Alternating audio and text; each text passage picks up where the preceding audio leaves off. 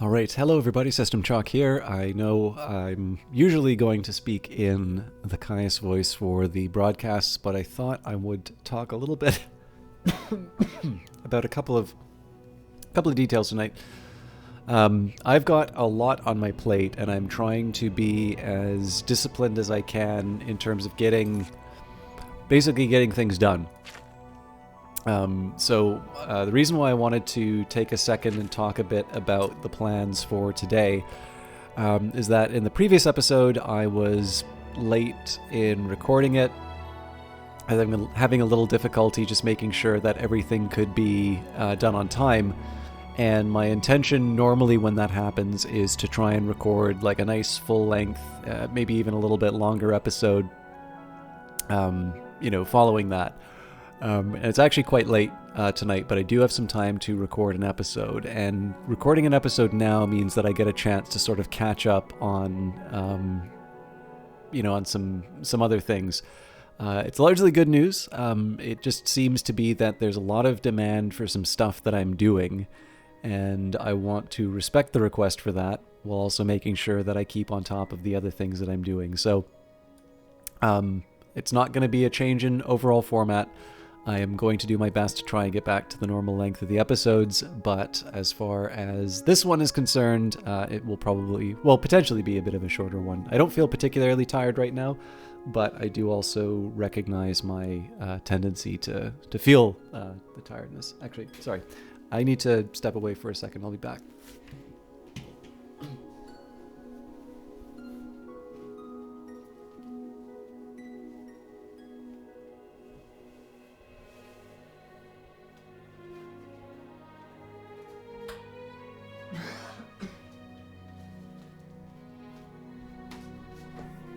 Sorry, there's going to be one more quick step away that I do. But yeah, this just represented an opportunity for me to get some, just try and get on top of things, spend some time doing the recordings that people want, but to do so in a way that leaves me open for some of the other things that I wanted to do. The other thing that I wanted to talk about was I'm carrying a lot of stuff in my inventory right now, which would be better off in my home. But of course my home is out in Bruma, which is quite a way away.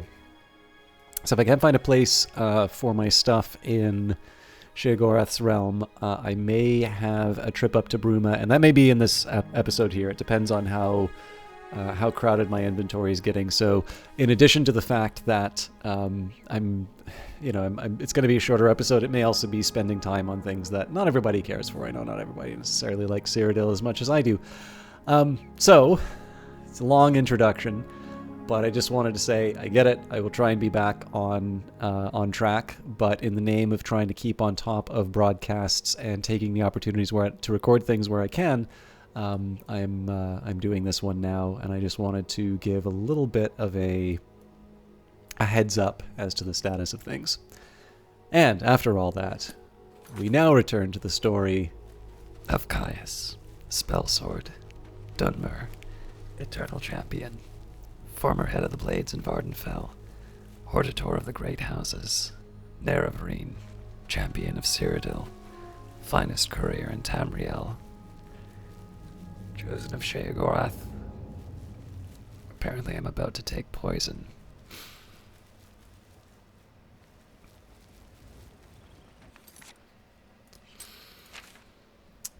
White-Eye has told me that the Chalice of Reversal is locked away in Dunroot Barrow. I will need to ingest Feldew to enter the burrow and pass through to reach the Chalice.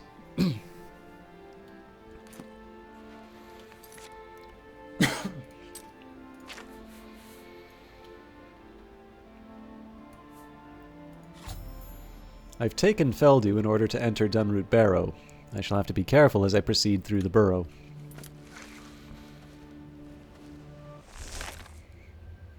Feldew is a dangerous toxin secreted by some... Okay.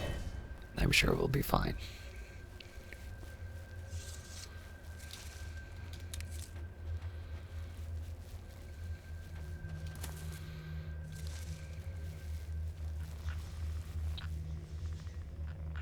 It's not hostile. Never mind.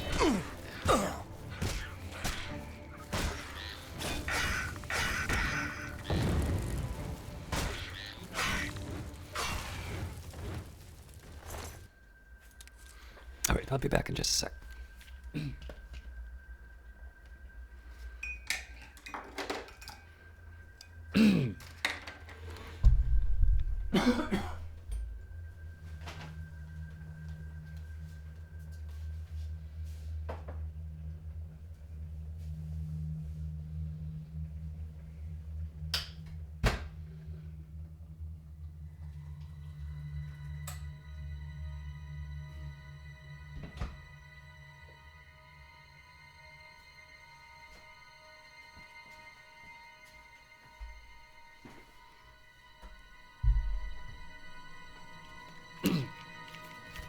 Alright, I am focused.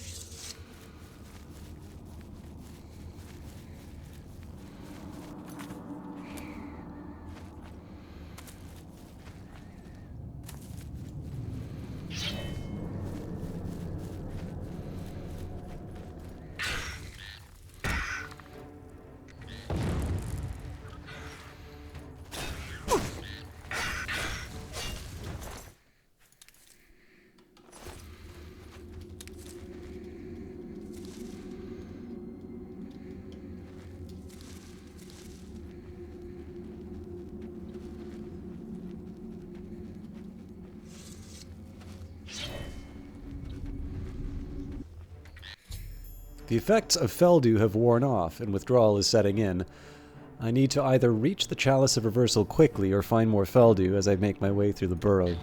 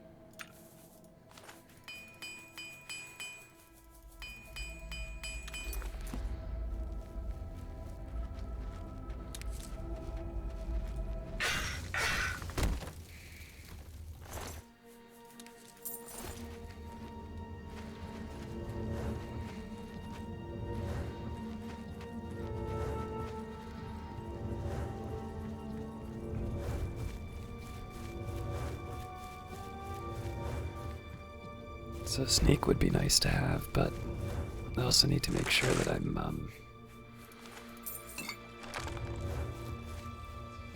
making good enough time to find my, the object of my quest.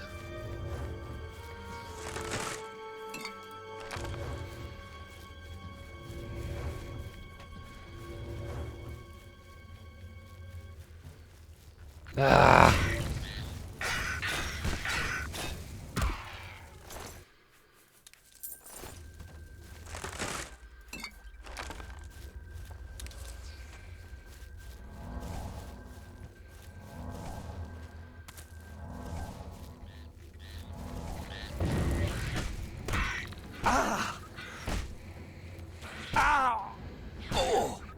Where is it?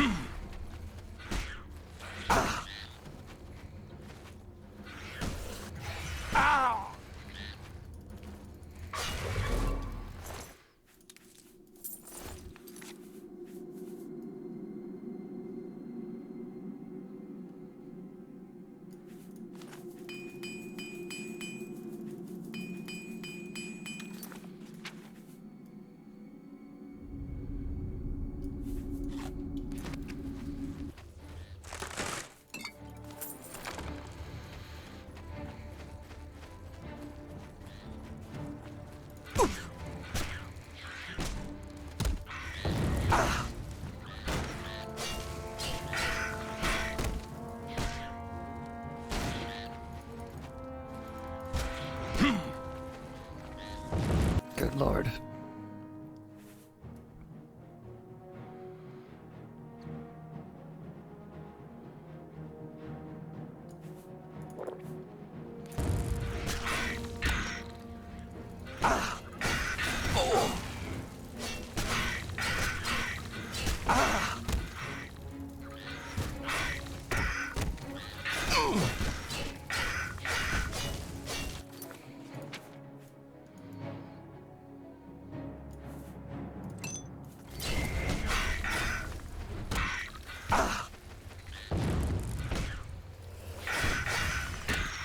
Ah!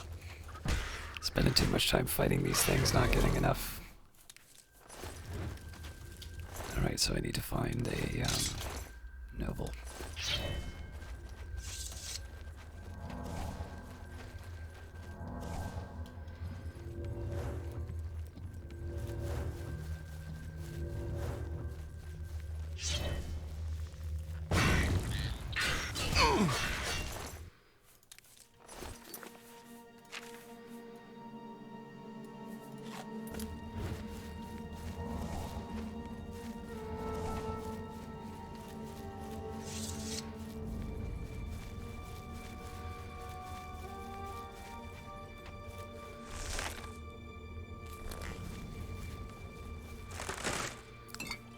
I was kind of hoping I could find some amber matrices, but I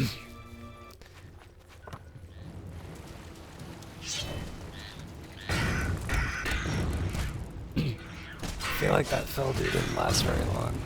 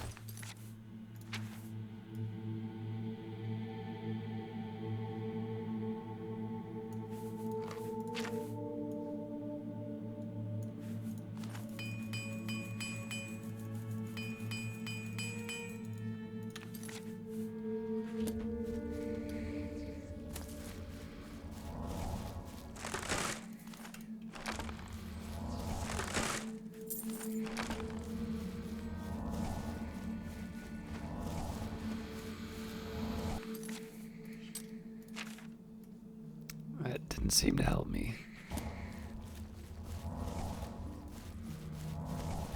Well, I mean, I guess it got me the fell, dude, but still.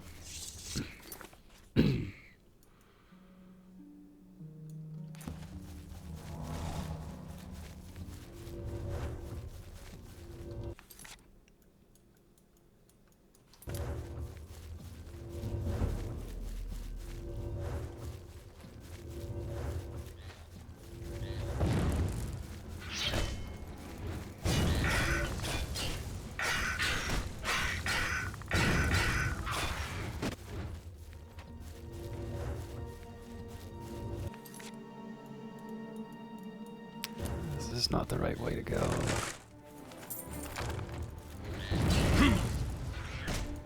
I'm gonna go for it now, but I gotta make it quick. I'm kind of throwing myself on the mercy of the game, giving me another source of Feldu.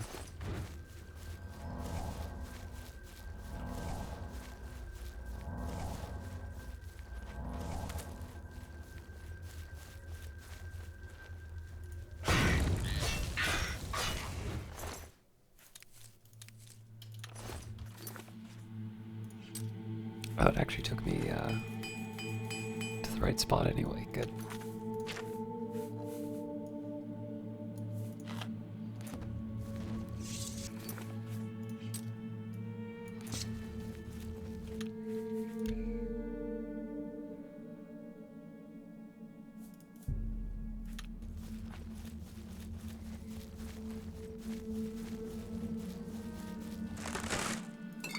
Amber Matrix.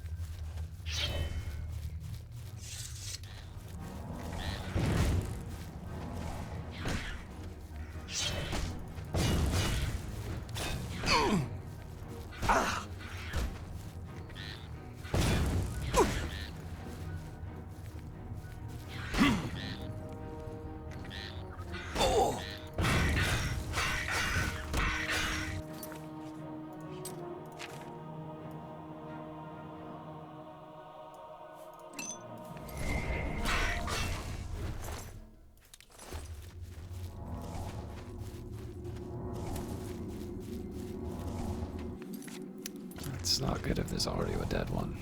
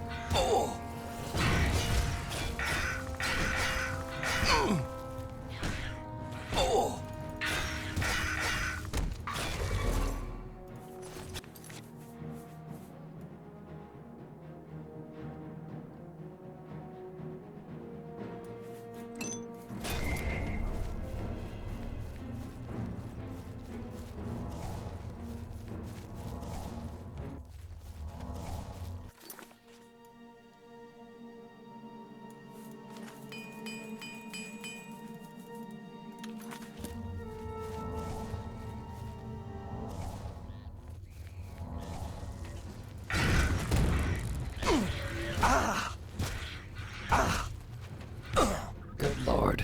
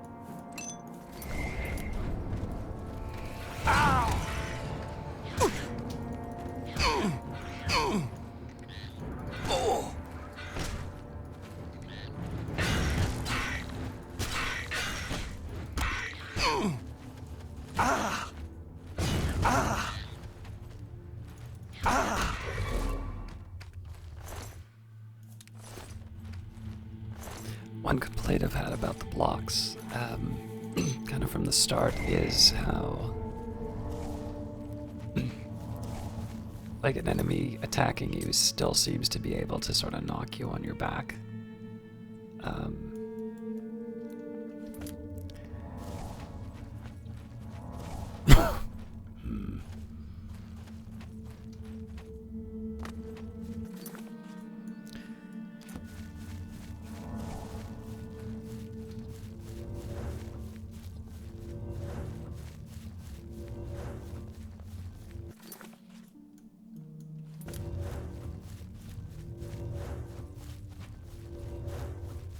I feel like this map is leading me astray.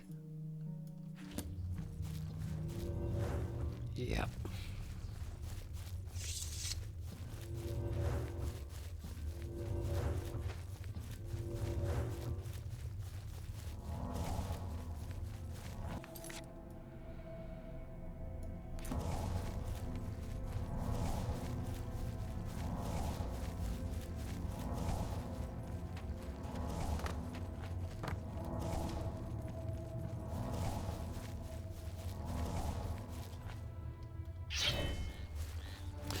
Yeah, so when you block, it's the same as just getting staggered by a regular attack, so I actually really wonder what the point of blocking sometimes is.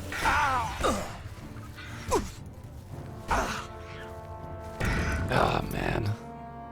I need that, but this is gonna be hard. Alright.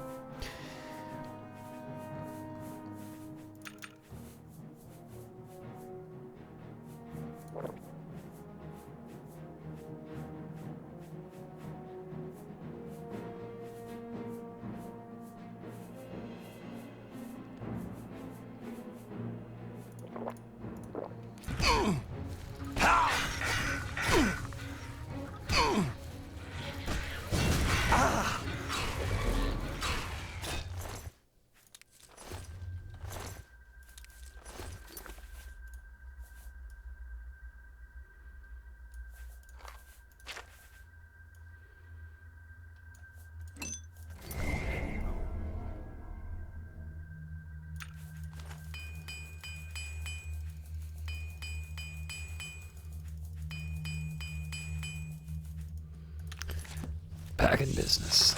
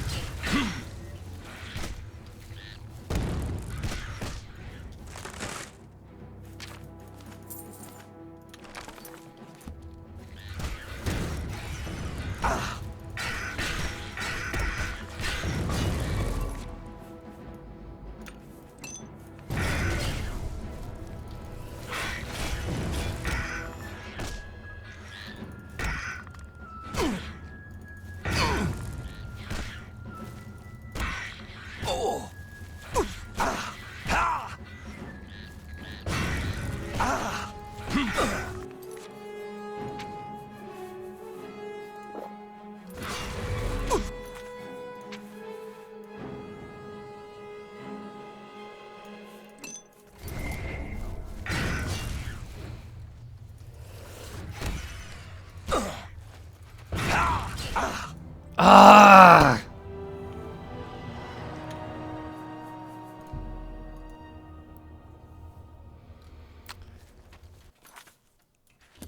It's quite a bit of progress. Yeah, well.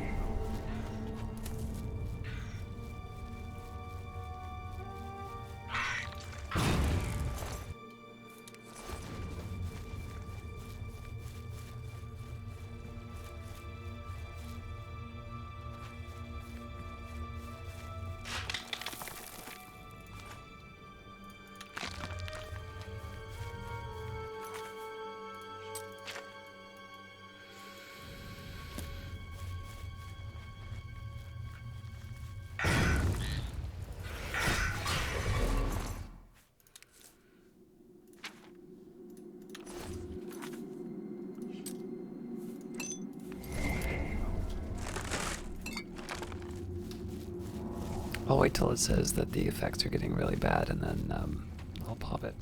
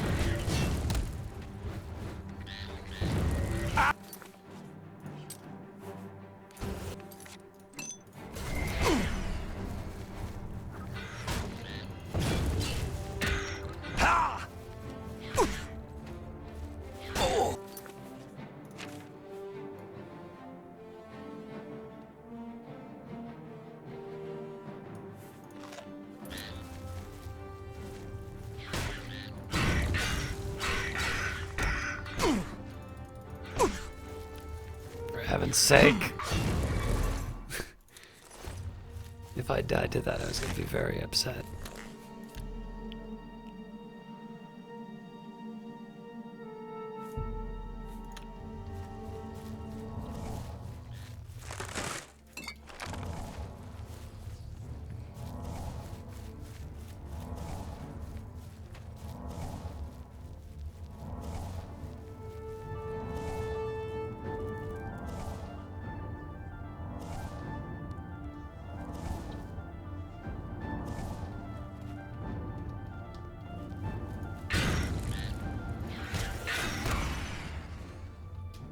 Oh, I messed up.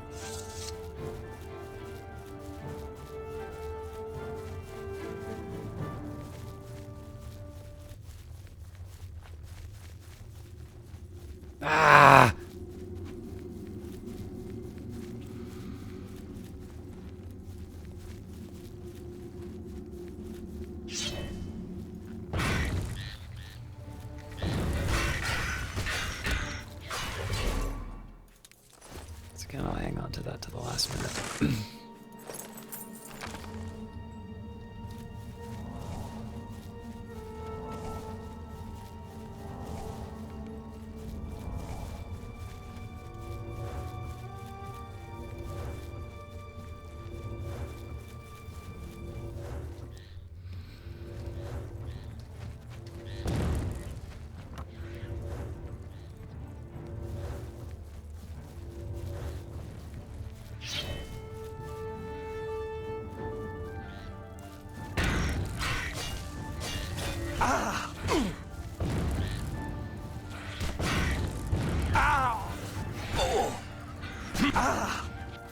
Not good.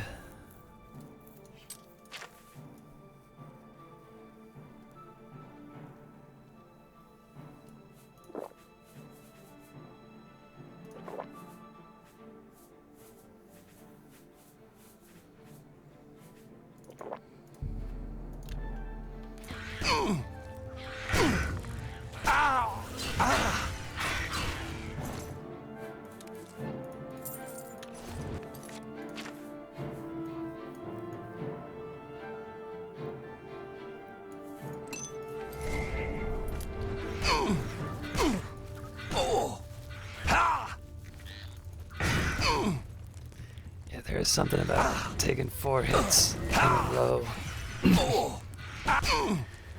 that makes it difficult to stay cool.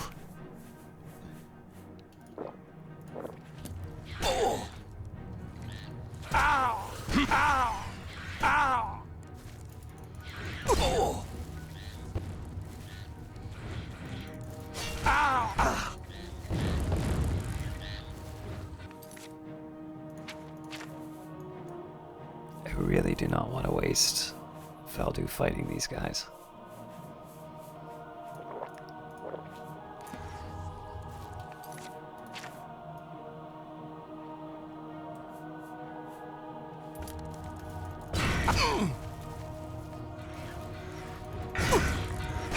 Just kill it!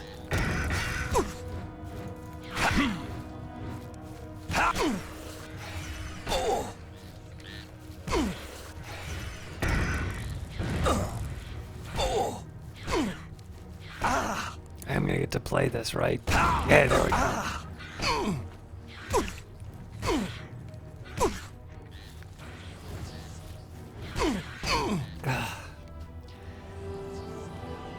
I'd love to know if I can just like get up and walk away when they're hitting me. I mean, there's some stuff that I'm messing up for sure, but it is getting a little frustrating.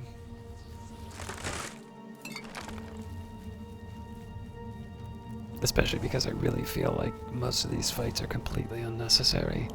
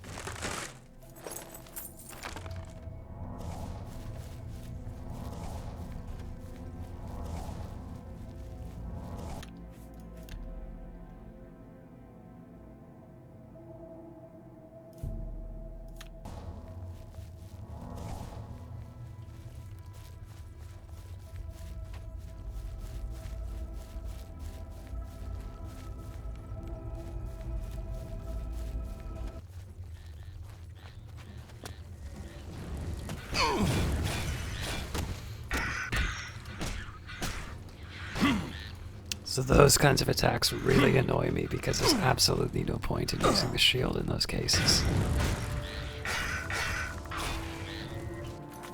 Please tell me I got the soul. Oh, for God's sake.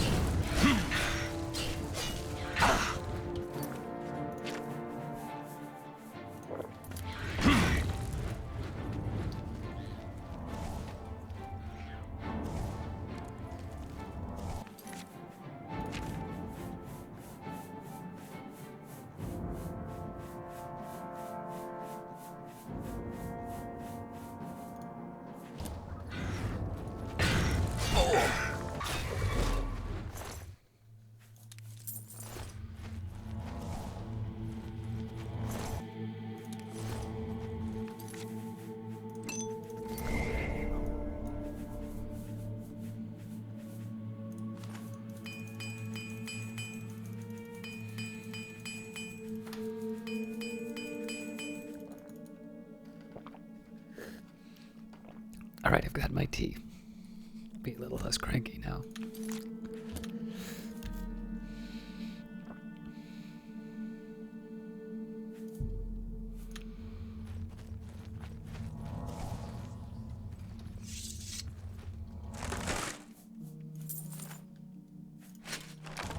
This game's never gonna give me an amber matrix.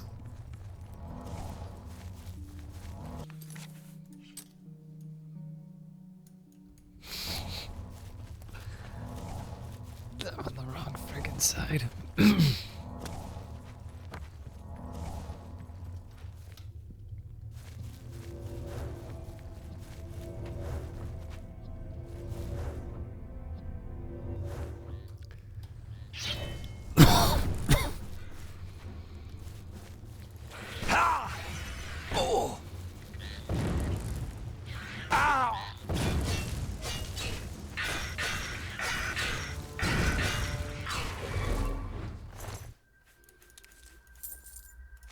Alright, I took the pain.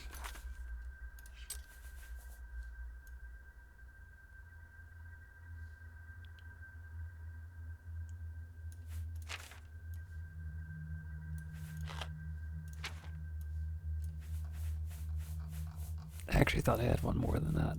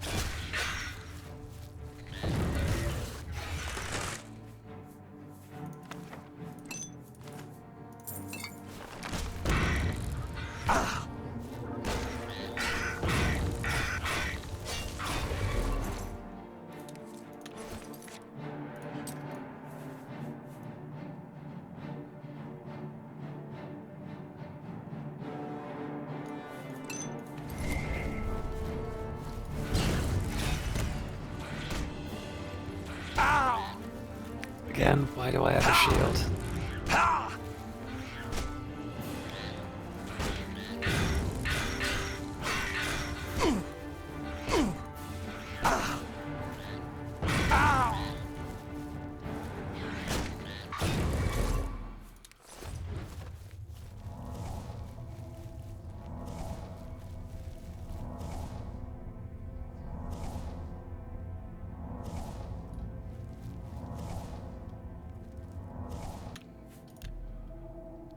I do have the Feldu in the back as like an emergency, but I want to try and get by without using it as long as I can.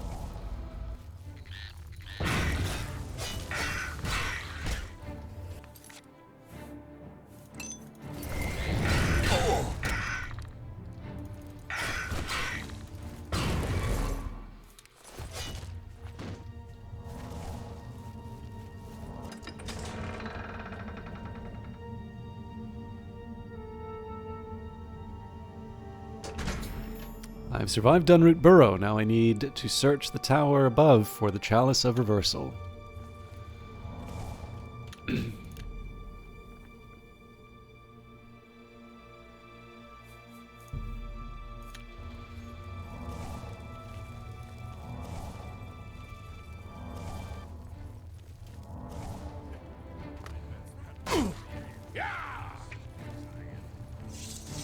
Showing your face was the last mistake you'll ever make. Get out! Get out! Oh. Feldu is ours. You can have it. Get out! Get out! Get out! Get out! I have the Chalice of Reversal. It should be delivered to Théodon as soon as possible.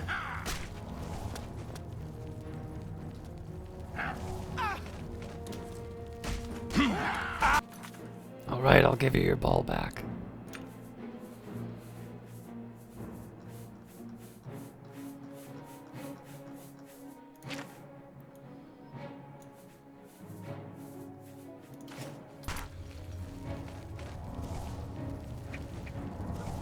Is ours. You can't have it.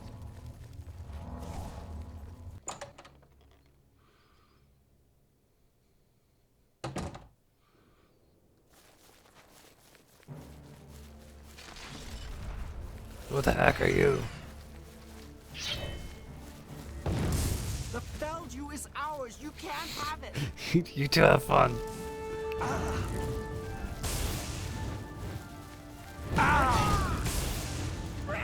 Come on!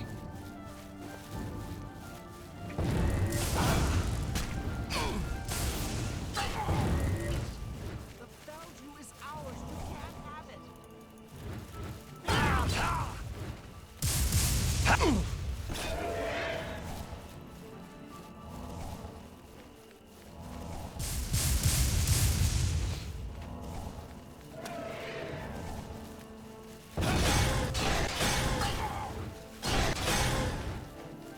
Chalice! Mine! Get away!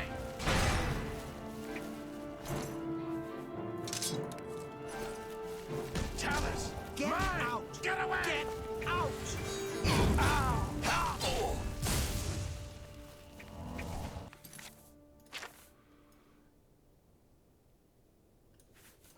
Straight! Do you want to place a Heart of Order into the obelisk? Why not? Oh boy.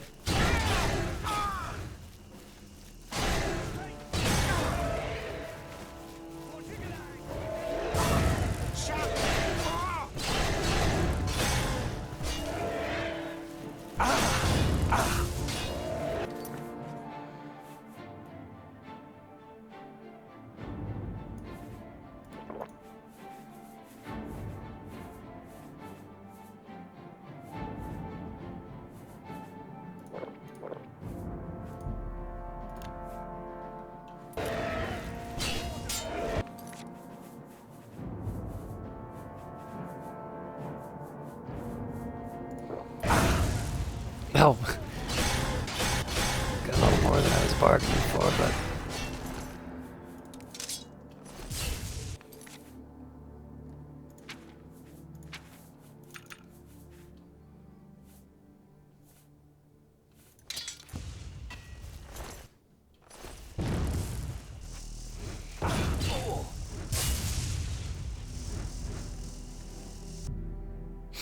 No!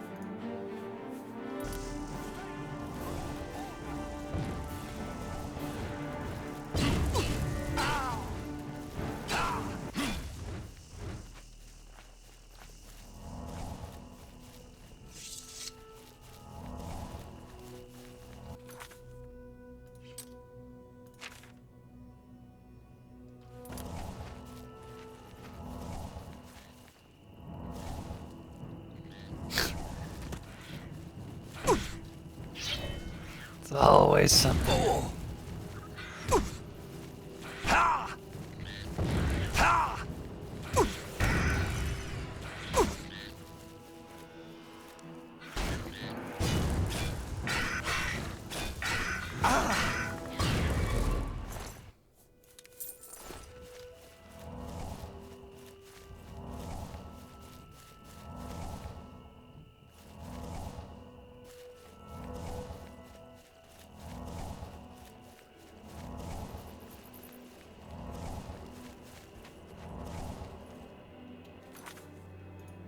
I don't feel like this is the right way to go.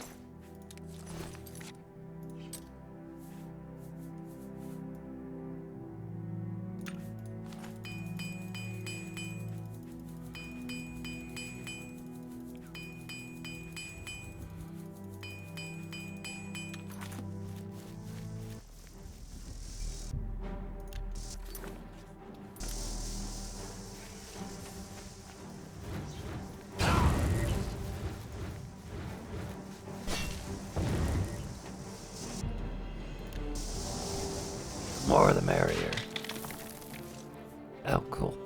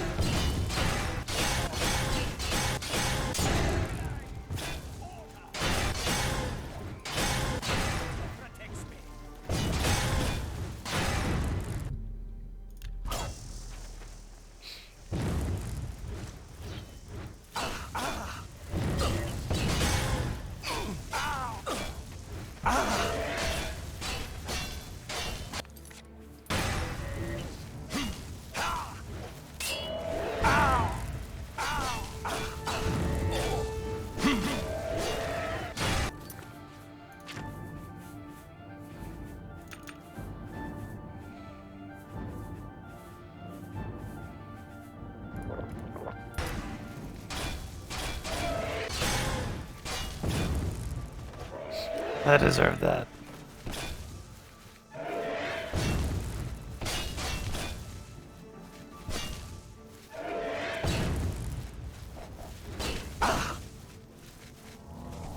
Oh, come on!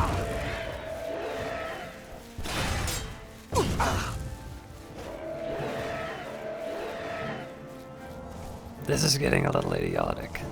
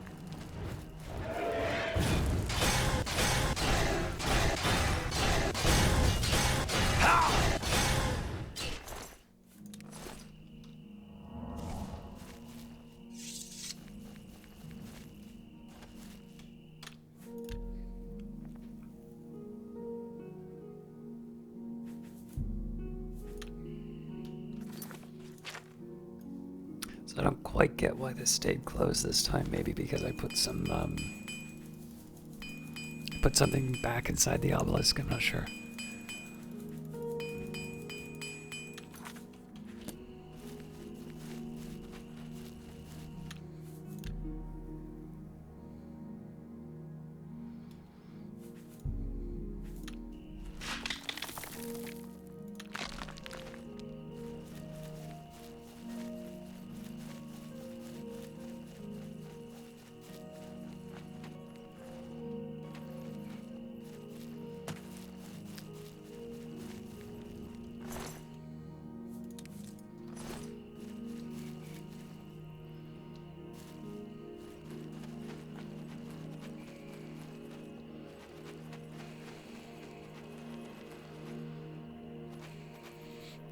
I'm pretty sure I'm not supposed to go this way.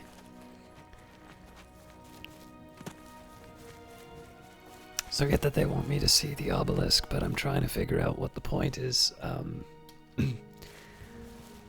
not giving me a way to the city.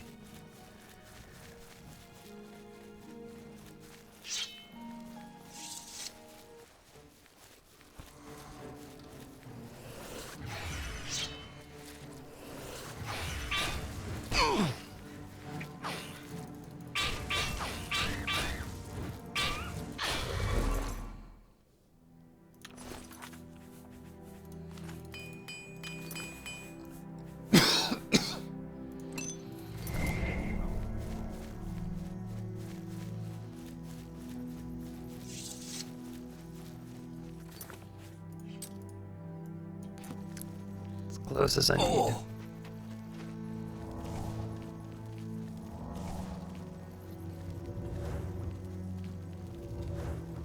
Blessings of the Mad God. Sometimes a sharp blade is the best way to kill a flesh Atronach. Bye.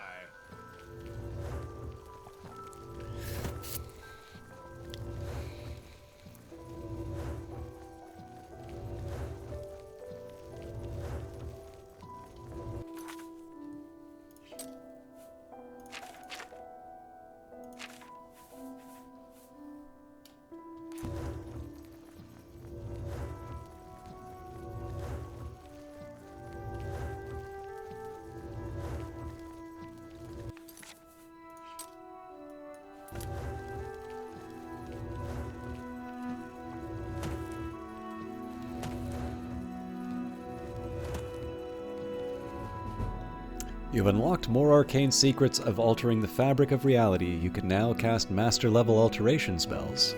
Wait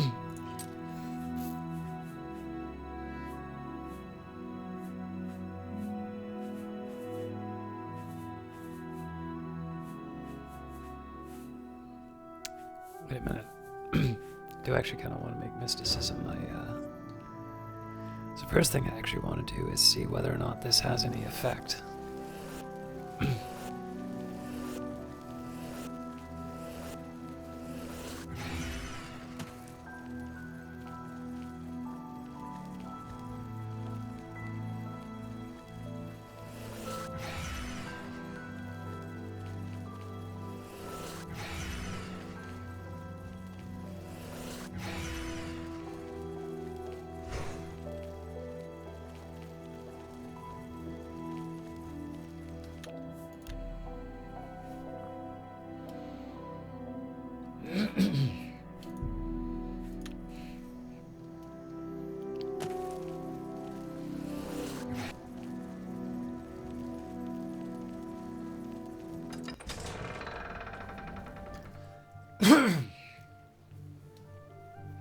So given that it's night, I'm going to attend to something a little different.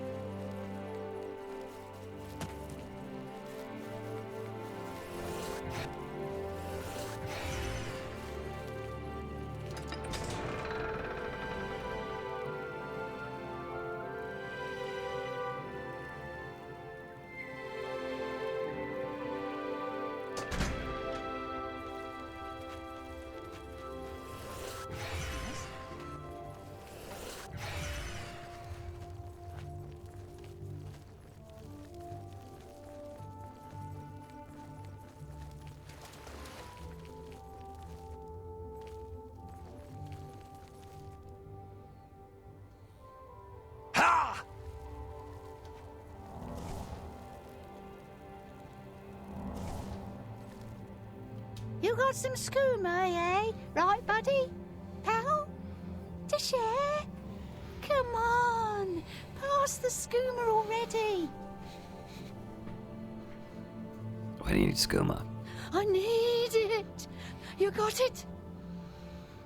Get your own skooma. Don't be so cruel. I hope you die a horrible death.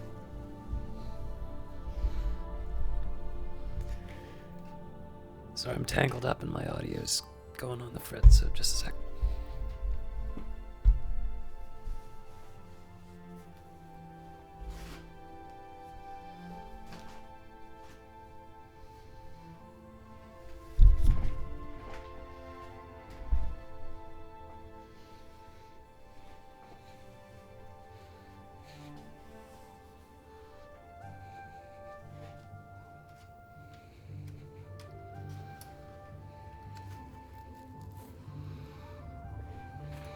Quit playing around. Hand it over. I don't have any. Wow, my audio's gone berserk. I don't think this is on. It doesn't look like it's a problem on the stream, but...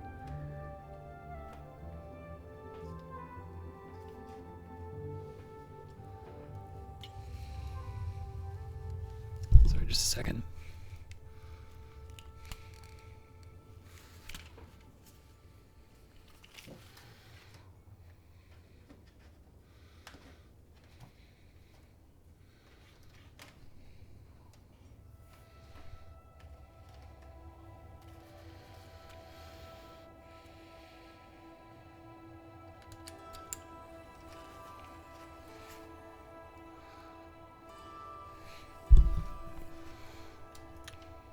Next time, bring some skooma with you.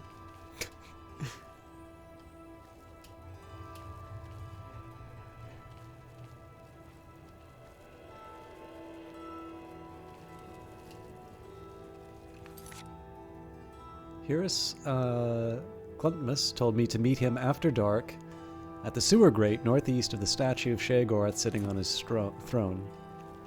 Oh, I'm glad you came. So, are you interested in earning some loot? only if it's a sweet roll. Yes. Great. There's a simple task. Yes, a simple task that you must perform. What's the task? This life, it's too painful. Everywhere I look, I see death, dying and decay. When I dream, I see a world without sunshine. I'm constantly on the verge of retching up, falling asleep, or screaming at someone who doesn't deserve it. I'm just so fed up with it all. Sorry you're having a bad day. A bad day? A bad day? Try a miserable existence! There's no point in talking about it. Action must be taken. You must. I need you to kill me. Why don't you just do it yourself? Have you seen those miserable souls on the Hill of Suicides? Do you think that kind of existence is any better than this? No. You must kill me. How do you want to die? I don't necessarily want to see it coming. And I want to die here in the city so all these people finally believe me. I wish they were nicer. You probably want to do it without spectators, though, so you don't get in trouble. Best to make it look like an accident. But remember, I don't want to see it coming. Take me unaware. Did you look accidental? How? Well, that's up to you, I suppose. I'm gonna go about my daily life, such as it is, as if nothing has changed. Make your move when you wish, but please do it soon. And about this reward? Oh, that. When you kill me, take the key to my house. Nothing really worth taking, except what's locked up in the jewelry box. You can have that. Okay. I'm going to pretend everything is normal. Make your move as soon as you can, but let me get away first so I don't know it's coming.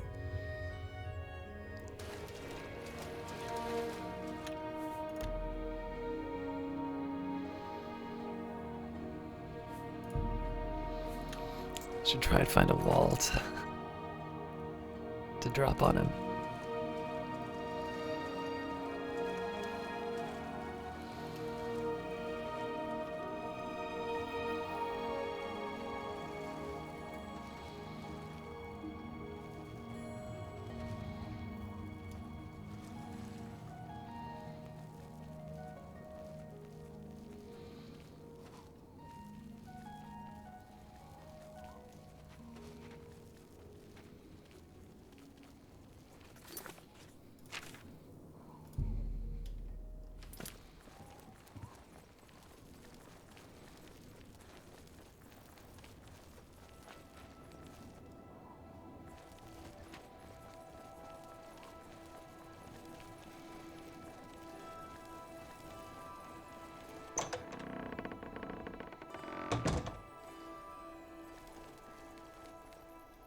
Well, that's not good.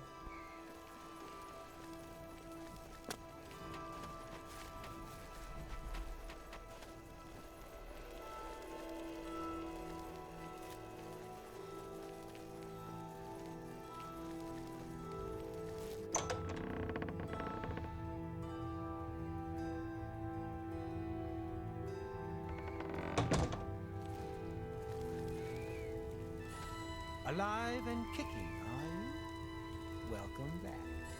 The triumphant champion returns. So, do you feel any different now that you've been through this experience, I mean? You know what it's like now, always wanting that next fix, hating it but craving it at the same time, and hating yourself for all of it. Ah, well. All over now. The chalice helps, doesn't it? Indeed it does, and I could use some helping right now. I'll just take that back from you. And as a token of my gratitude, I grant you the role of Courtier of Mania, with all of its entitlements. Which is to say, none. Thanks.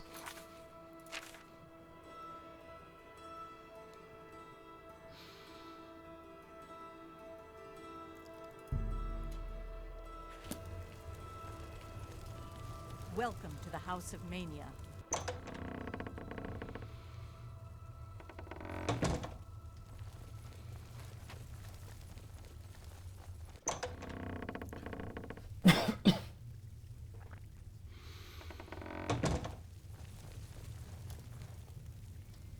Blessings, citizen. What do you want? Walk with our Lord.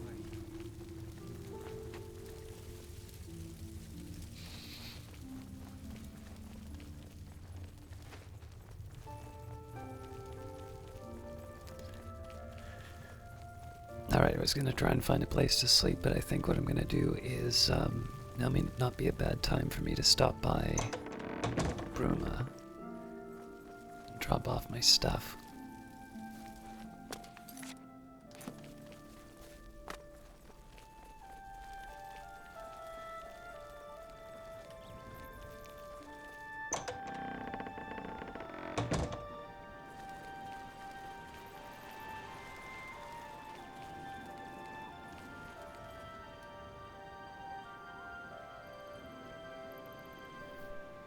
Hurry, before everything falls on top of us.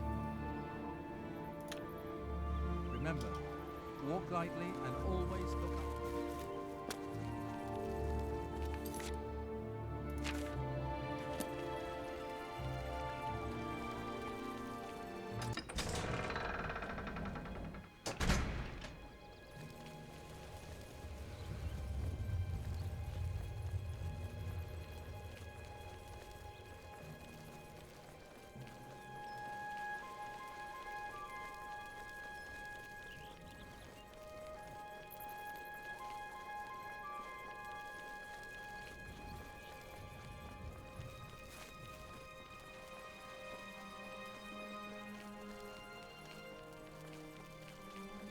Should see if I can pick up a sweet roll while I'm out in the real world.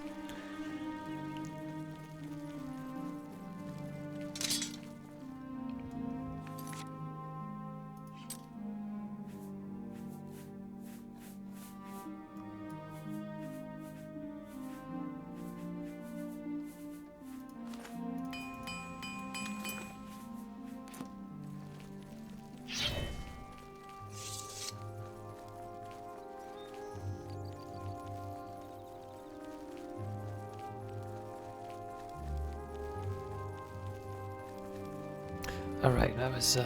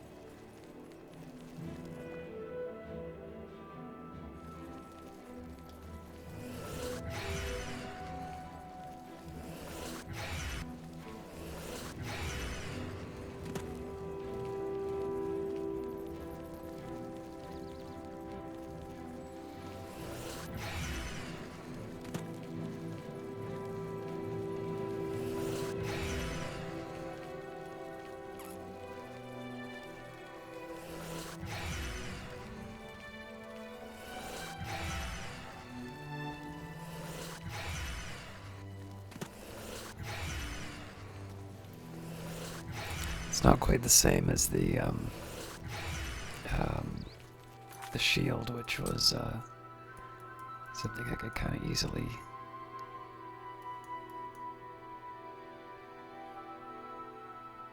I'm not getting this wrong.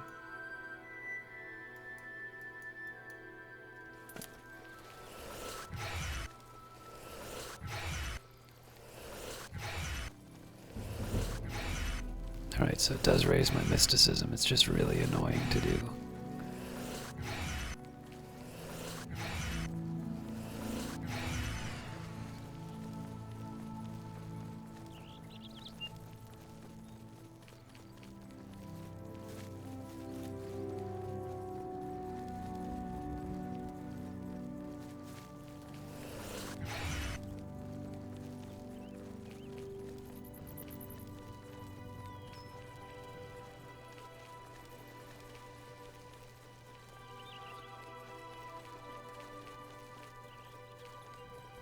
Even the game's fed up with me.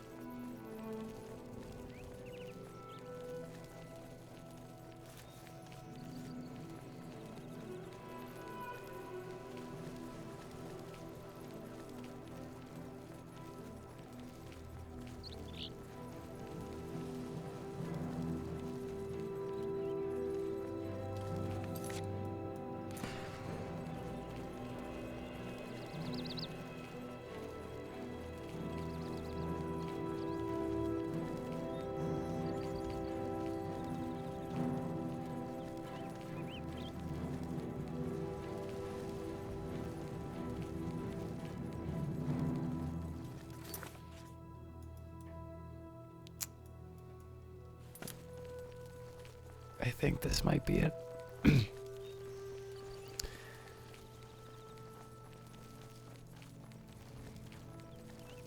Honestly, I'd prefer not to leave the Shivering Isles too much, but now seems like not a bad time given that I've got a new weapon. And, if I had amber matrices, I would have...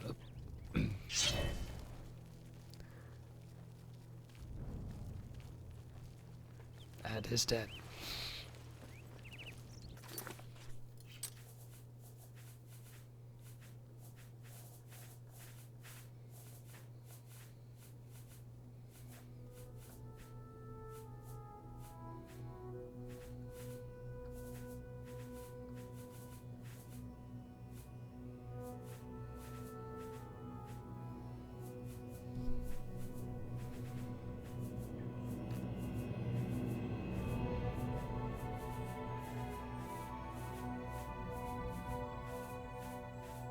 Where'd the detect life go?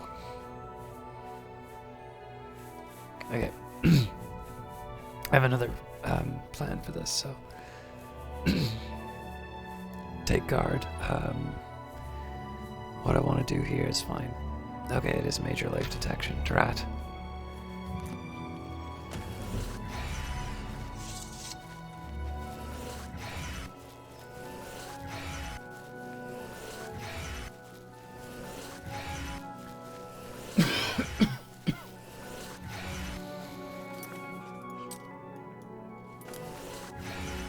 I'm not even remotely close to where I need to be right now.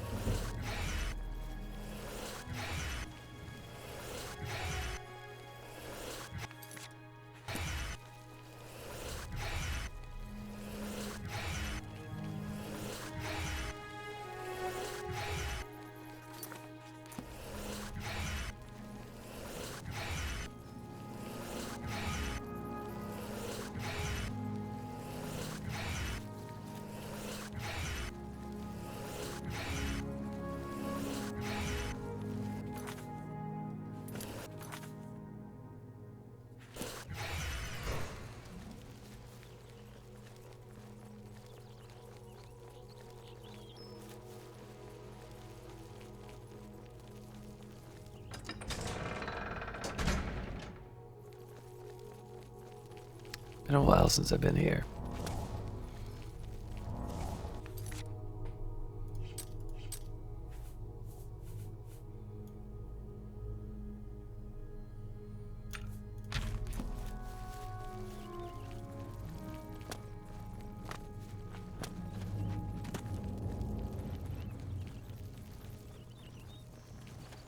Oh, hang on. I found some books, didn't I?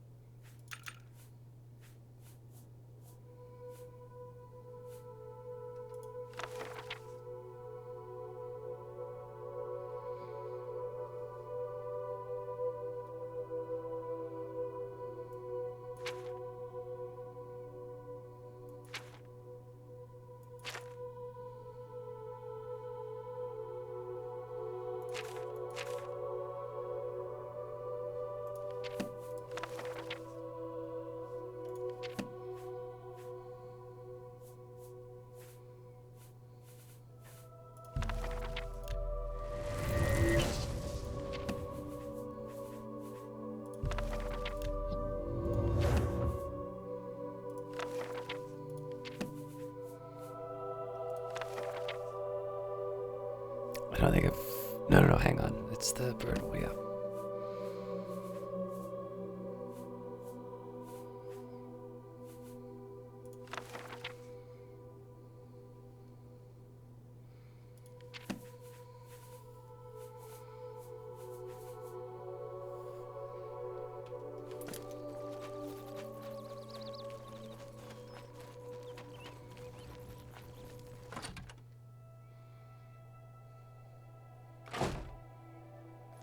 Oh, hello there. Were you standing there for very long?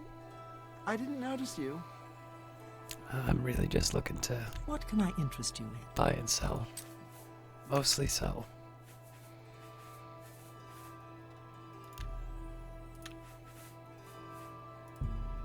A fair bargain. You got a good deal there.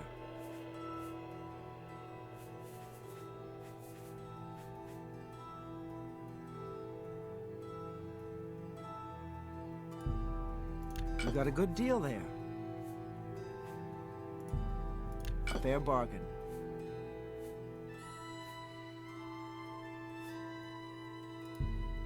A fair bargain. A fair bargain.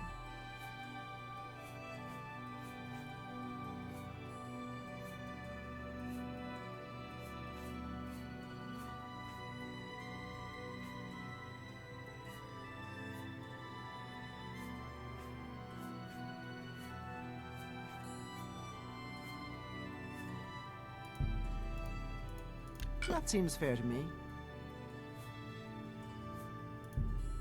A fair bargain. That's a fair deal. That's a fair deal.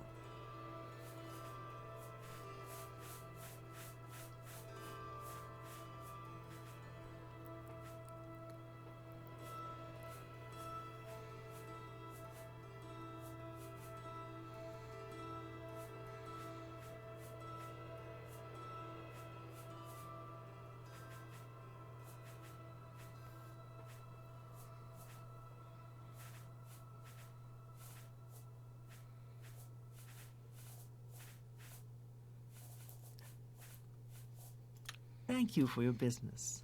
Thanks for buying. I think I'll just...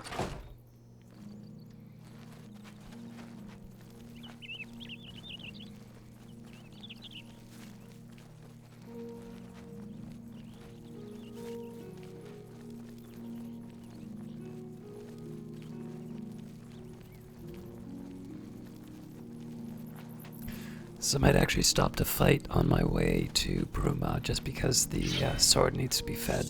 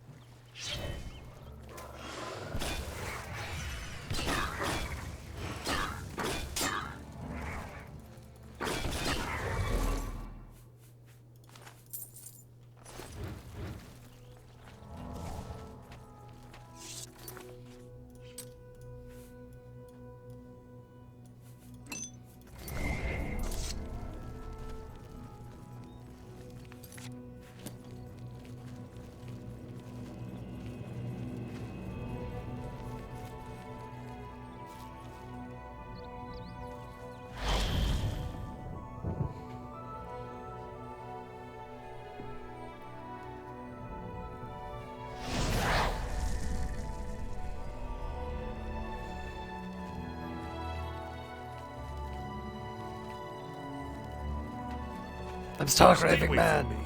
You've already spent too much time over there. Ah!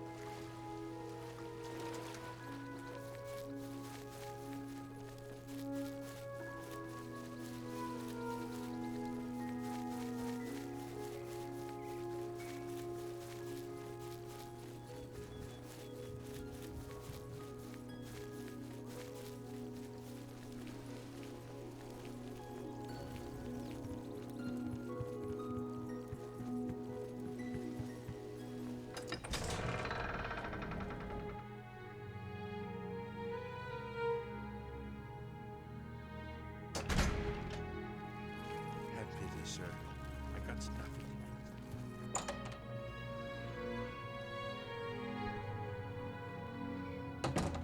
There may not be too many opportunities to just get some new stuff here, but... Or rather, buy and sell, but...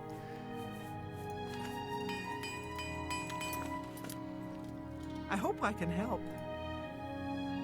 Only quality goods.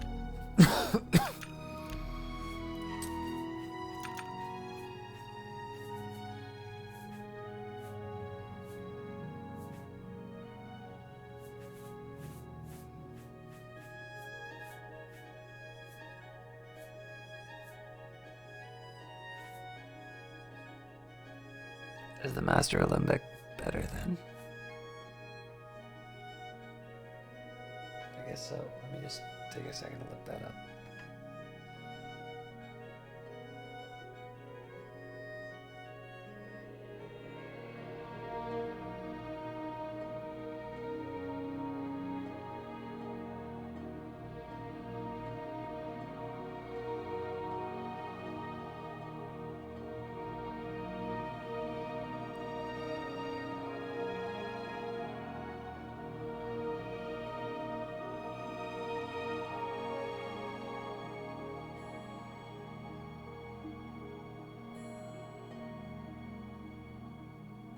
Oh. Alright, well, I always thought I had the highest level. I can't do that. You've got to be kidding.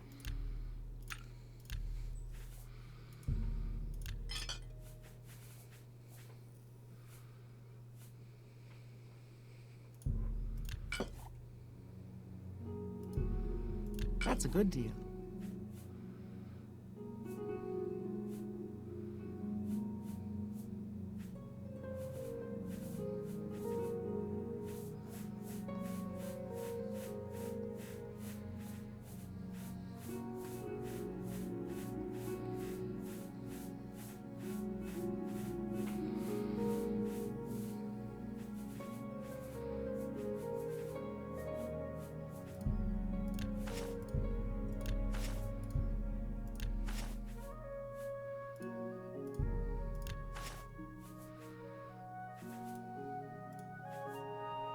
Another satisfied customer. Good day.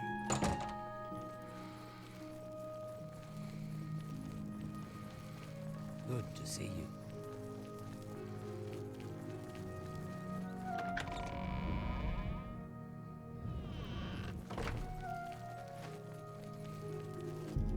Rejoice, through faith your afflictions are banished.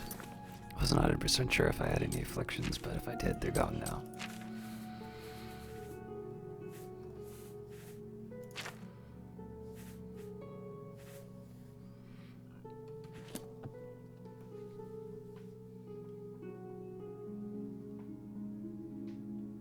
Sorry, I just need a second.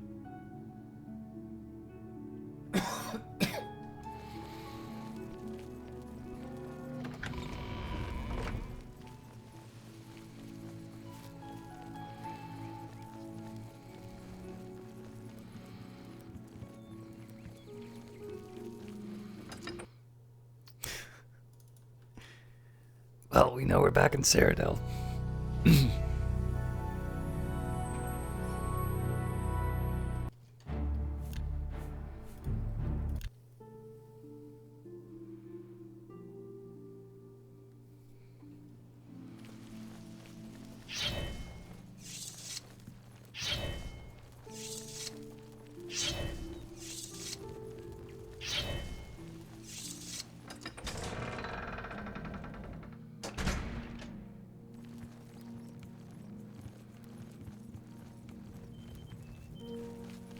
What is it?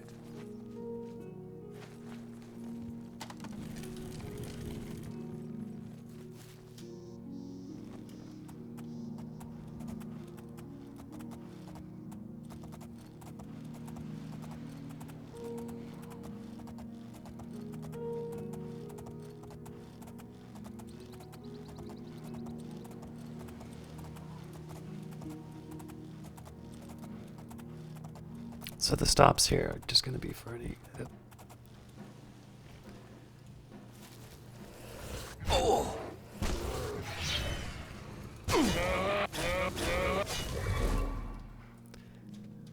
basically just a chance for me to, well, I mean, I can get some stuff to sell too, but this is really just about maintaining the abilities.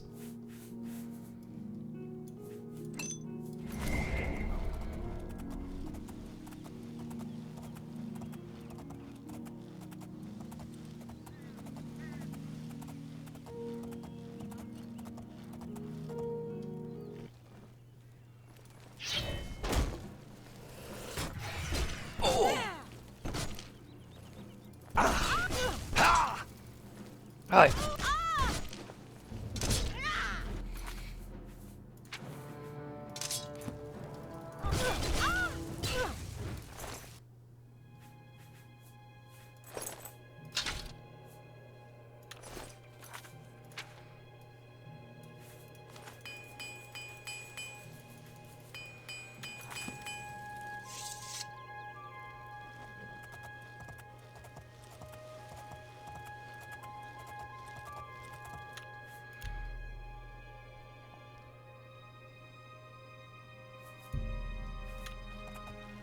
I have a feeling this may be a little bit more of a tedious journey than it normally is because I need to lock in the kills.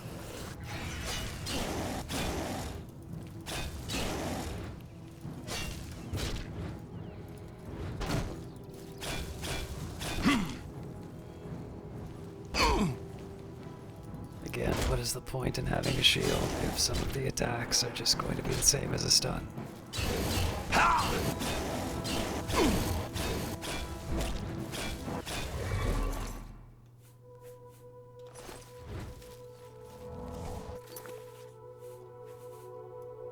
I also feel like it's cheating me on one soul. I killed the bear, I killed the bandit, and now I killed the Minotaur.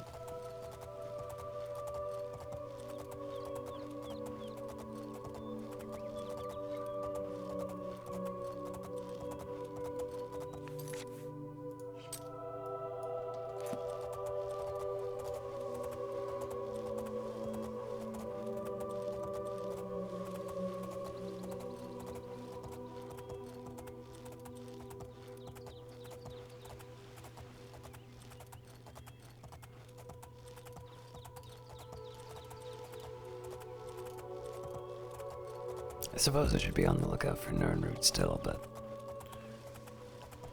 maybe not as high of a priority as it used to be.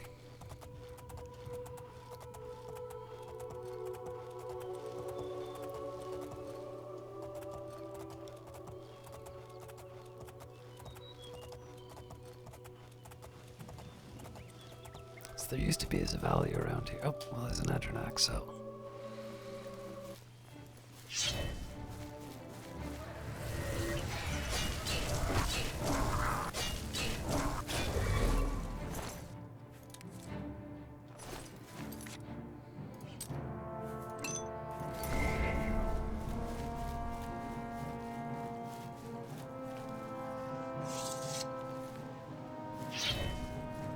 There you are.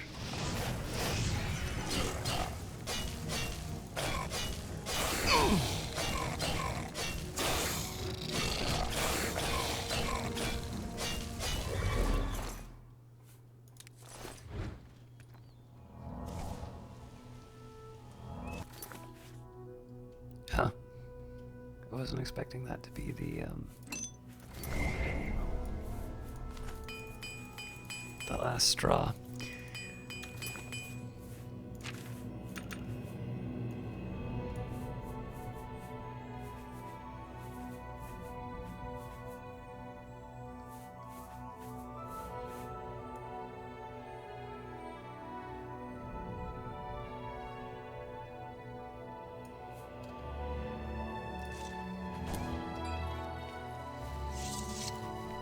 Data Heart's useful, but not like leave everything behind useful.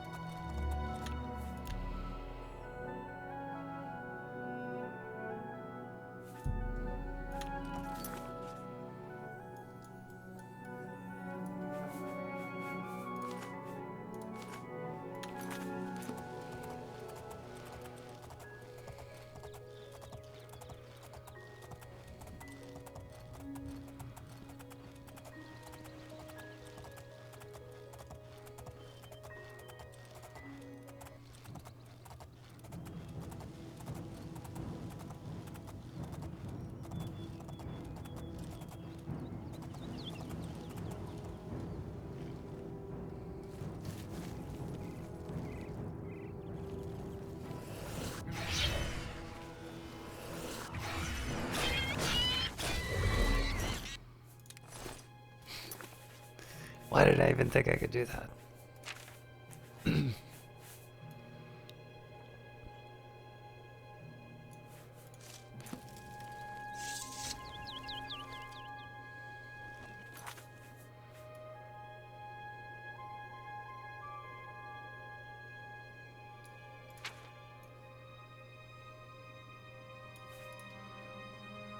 Ah.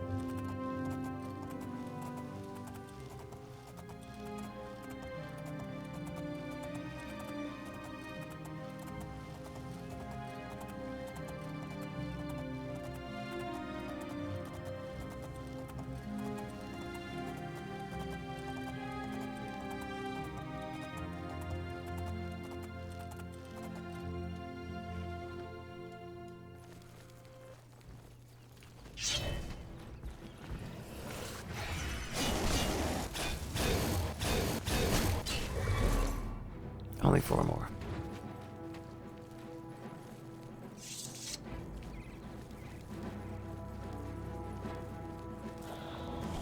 Ah! I hate these things.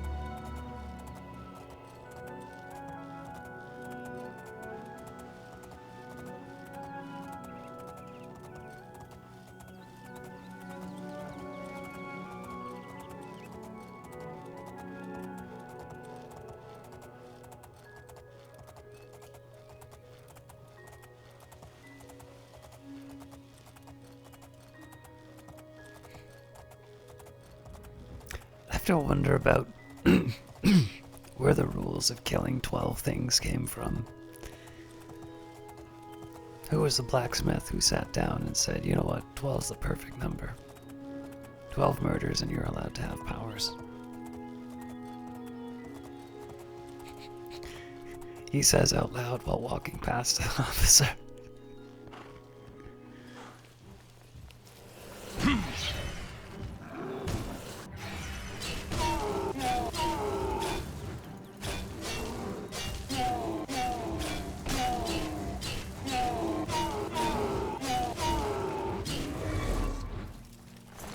Only 2 more to go.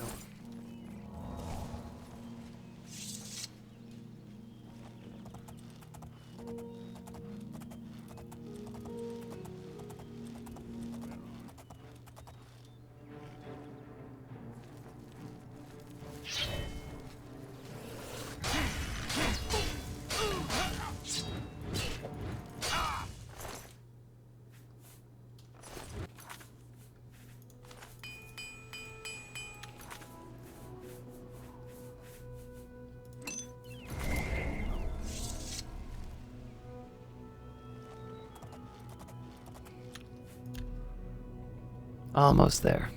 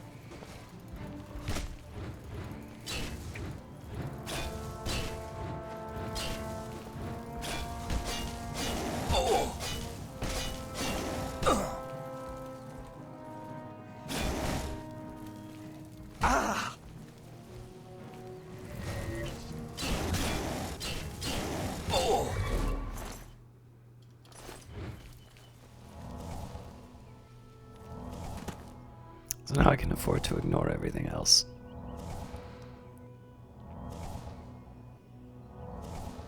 Well, I guess, I mean, I could try and go for the souls, but...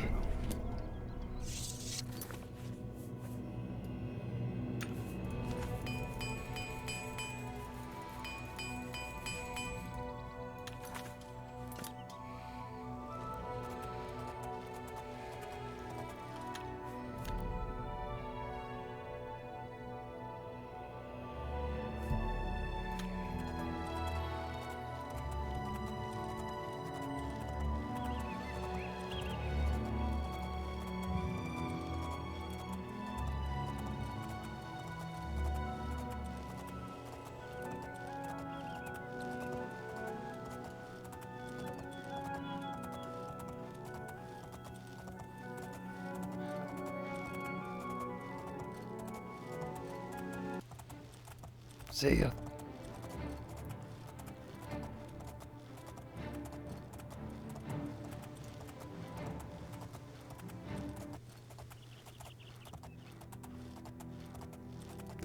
So, just to be clear, I'm not going to go to Bruma like every time my inventory gets full. It's just because I'm switching Goldbrand for a lighter weapon that this actually is a... This does represent something of a shift in my inventory, and I have a lot of books that I've already read. So it's a chance for me to get quite a bit of spare weight, and then also bring about a permanent shift in my sort of my inventory to be able to make the most of the Shivering Isles. My suspicion is that I will probably do another trip out here when I get better armor. But for now, this works.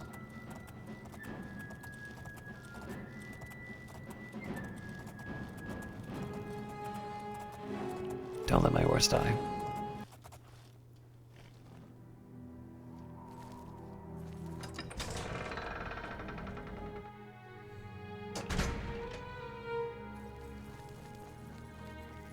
Hi there. Cool. Hello.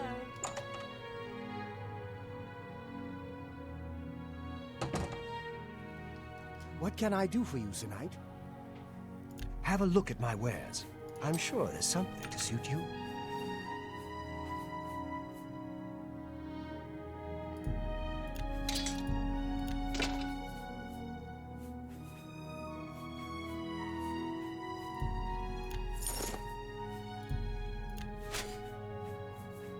Some of these I obviously just don't care about.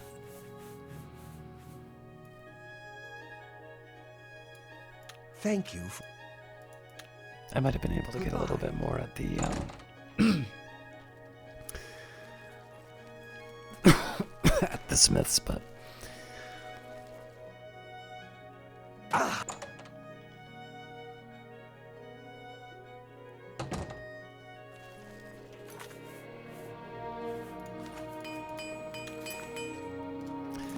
all right. So first things first, we're gonna drop off the items I don't have present use for, so Goldbrand's going in the box. It's part of the uniform, so we're keeping that.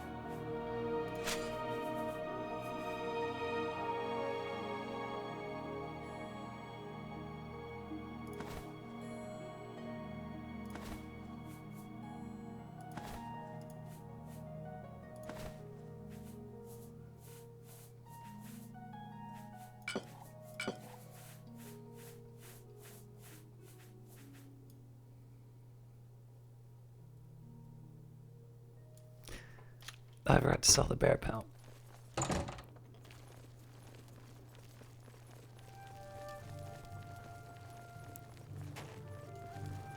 You look like a bright one. What can I do?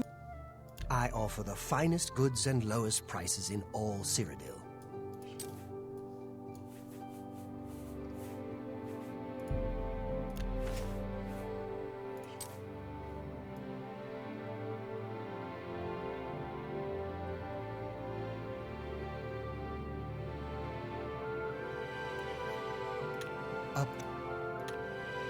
Goodbye.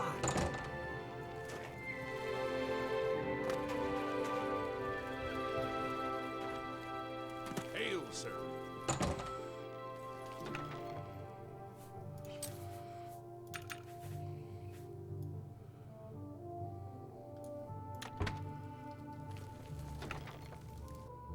Alright, the other thing I want to do, so whether or not I'm actually going to find the other numbered versions of certain books is kind of in doubt now. So, with that in mind, let's read what we can of A Dance in Fire, and then we can clear it out.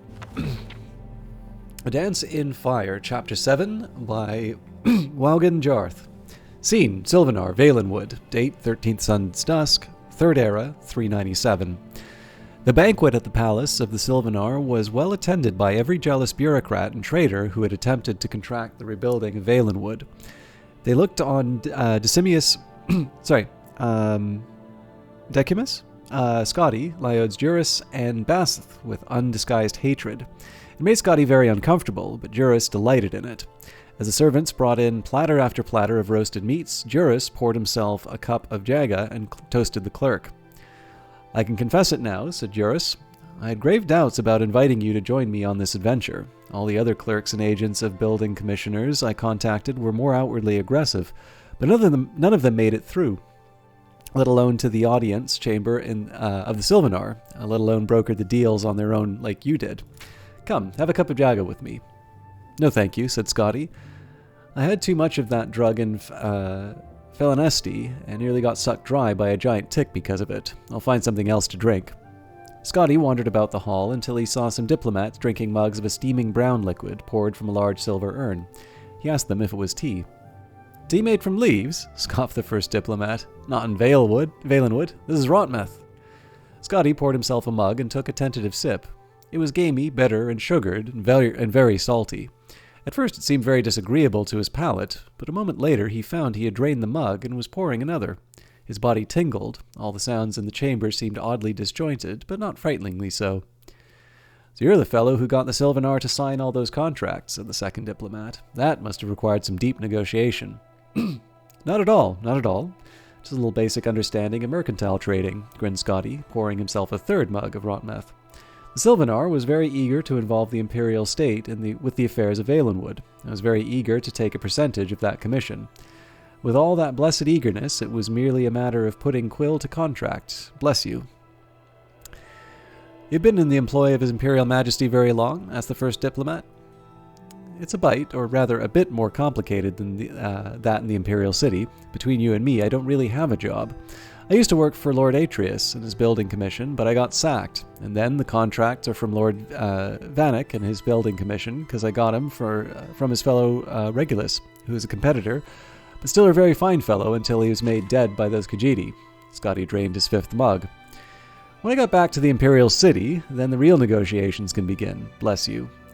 I can go to my old employer and to Lord Vanek and say, 'Look here, you, which one of you wants these commissions?' And they'll fall over each other to take them from me. It'll be a bidding war for my percentage, the likes of which no one nowhere has ever seen." "So you're not a representative of His Imperial Majesty, the Emperor?" asked the first diplomat. "Didn't you hear what I said? You stupid?" Scotty felt a surge of rage, which quickly subsided. He chuckled and poured himself a seventh mug. "Building commissions are privately owned, and they're still representatives of the Emperor, so I'm a representative of the Emperor, or I will be. When I get these contracts in, it's very complicated. I can understand why you're not following me. Bless you. It's like all the poets said, a dance in fire, if you follow the illusion, that is to say, illusion."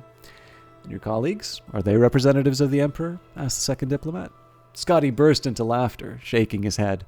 The diplomats paid him their respects and went to talk to the minister. Scotty stumbled out of the place and reeled through the strange organic avenues and boulevards of the city. It took him several hours to find his way to Prithala Hall and his room. Once there, he slept very nearly on his bed. The next morning, he woke to Juris and Bast in his room, shaking him. He felt half asleep and unable to open his eyes fully, but otherwise fine. The conversation with diplomats floated in his mind in a haze. Excuse me. Like an obscure childhood memory. "What in Mara's name is Rotmeth?" he asked quickly. "Rancid, strongly fermented meat juices with lots of spices to kill the poisons," smiled Bast. "Should have warned you to stay with Jaga." "You must understand the meat mandate by now," laughed Juris. "These Bosmeri would rather eat each other than touch the fruit of the vine or the field."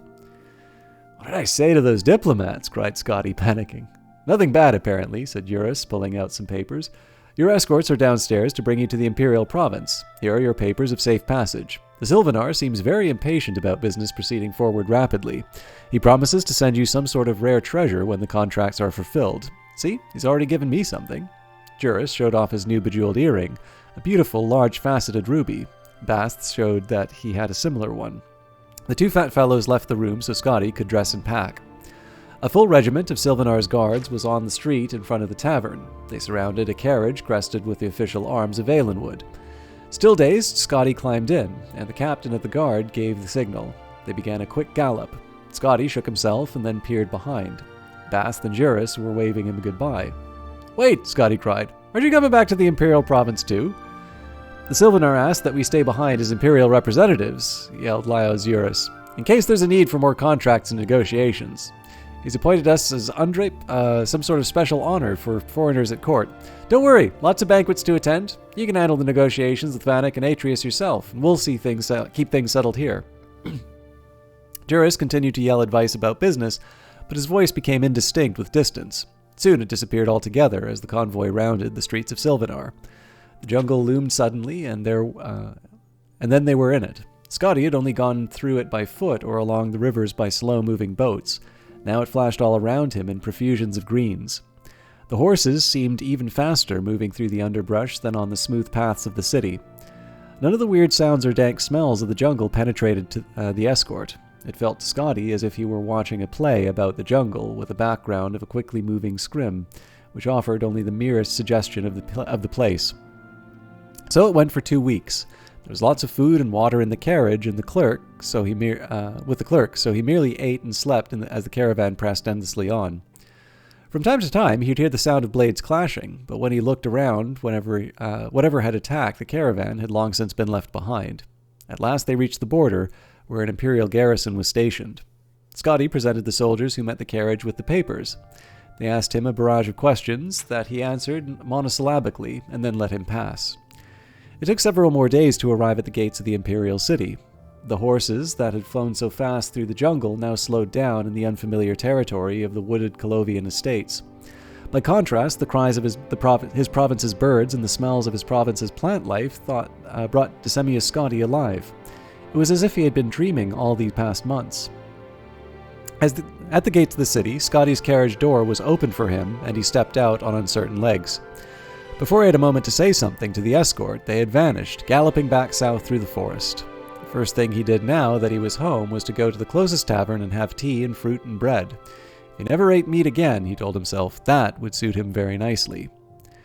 Negotiations with Lord Atreus and Lord Vanek proceeded immediately thereafter. It was most agreeable.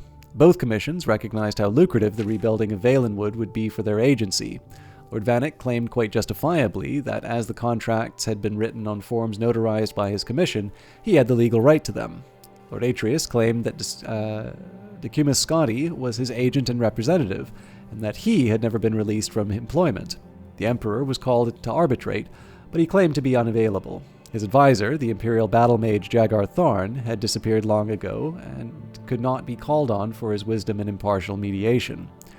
Scotty lived very comfortably off the bribes from Lord Atreus and Lord Vanek. Every week a letter would arrive from Juris or Basseth asking about the status of negotiations. Gradually these letters ceased coming, and more urgent ones came from the Minister of Trade and Sylvanar himself.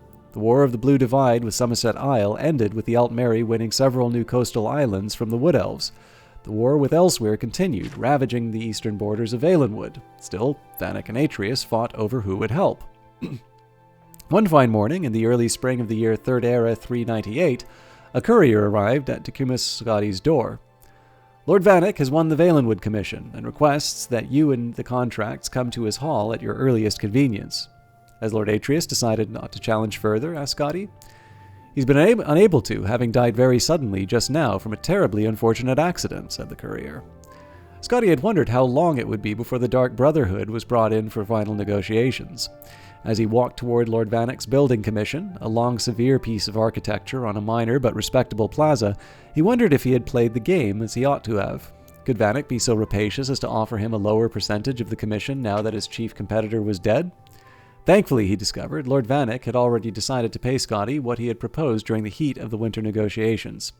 His advisors had explained to him that other lesser building commissions might come forward unless the matter were handled quickly and fairly. Glad we have all the legal issues done with, said Lord Vanek fondly. Now we can get to the business of helping the poor Bosmeri and collecting the profits. It's a pity that you weren't our representative for all the troubles with Bendermach and the Arnesian business. But there will be plenty more wars, I'm sure of that. Scotty and Lord Vanek sent word to the Sylvanar that at last they were prepared to honor the contracts. A few weeks later, they held a banquet in honor of the profitable enterprise. Decumus Scotty was the darling of the imperial city, and no expense was spared in making it an unforgettable evening.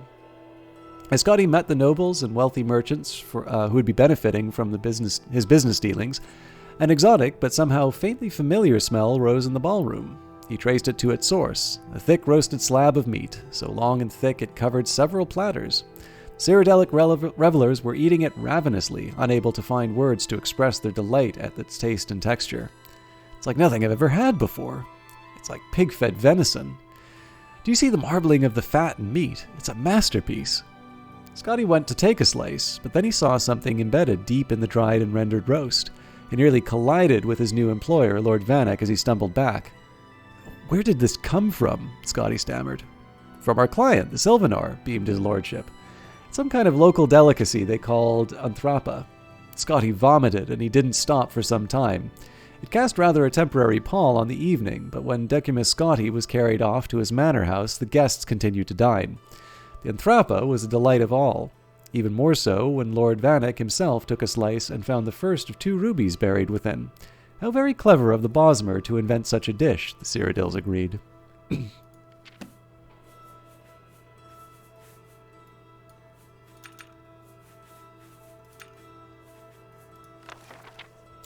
Dance and Fire, Chapter 4, by Walgan Jarth. 18 Bosmeri and 1 Cyrodiilic former senior clerk for an Imperial Building Commission trudged through the jungle westward from the Xylo River to the ancient village of Vindisi. So this is going to be a prequel to what we read there. For Decimus Scotti, the jungle was hostile, unfamiliar ground. The enormous, vermiculated trees filled the bright morning with darkness and resembled nothing so much as grasping claws, bent on impeding their progress. Even the fronds of the low plants quivered with malevolent energy. What was worse, he was not alone in his anxiety. His fellow travelers, the natives who had survived the Khajiit attacks on the villages of Grenos and Athe, were faces of undisguised fear. There was something sentient in the jungle, and not merely the mad but benevolent indigenous spirits. In his peripheral vision, Scotty could see the shadows of the Khajiit following the refugees, leaping from tree to tree. When he turned to face them, the lithe forms vanished into the gloom, as if they had never been there. But he knew he had seen them, and the Bosmeri saw them too, and quickened their pace. After 18 hours, bitten raw by insects, scratched by 1,000 thorns, they emerged into a valley clearing. It was night, but a row of blazing torches greeted them. Illuminating the leather-wrought tents and jumbled stones of the hamlet of Vindisi, at the end of the valley the torches marked a sacred site, a gnarled bower of trees pressed close together to form a temple. Wordlessly, the Bosmeri walked the torch arcade toward the streets. Scotty followed them. When they reached the solid mass of living wood with only one gaping portal, Scotty could see a dim blue light glowing within. A low sonorous moan from 100 voices echoed within. The Bosmeri maiden he had been following held out her hand, stopping him. "You do not understand, but no outsider, not even a friend may enter," she said. "This is a holy place." Scotty nodded and watched the refugees march into the temple, heads bowed. Their voices joined with the ones within. When the last wood elf had gone inside, Scotty turned his attention back to the village. There must be food to be had somewhere. A tendril of smoke and a faint whiff of roasting venison beyond the torchlight led him.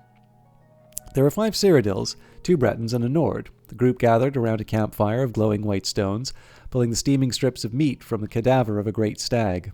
At Scotty's approach, they rose up, all but the Nord, who was distracted by his hunk of animal flesh. "Good evening. Sorry to interrupt, but I was wondering if I might have a little something to eat. I'm afraid I'm rather hungry after walking all day with some refugees from Grenos and Athe." They bade him to sit down and eat, and introduced themselves. "So the war's back on, it seems," said Scotty amiably. "Best thing for these effete do-nothings," replied the Nord between bites. "I've never seen such a lazy culture.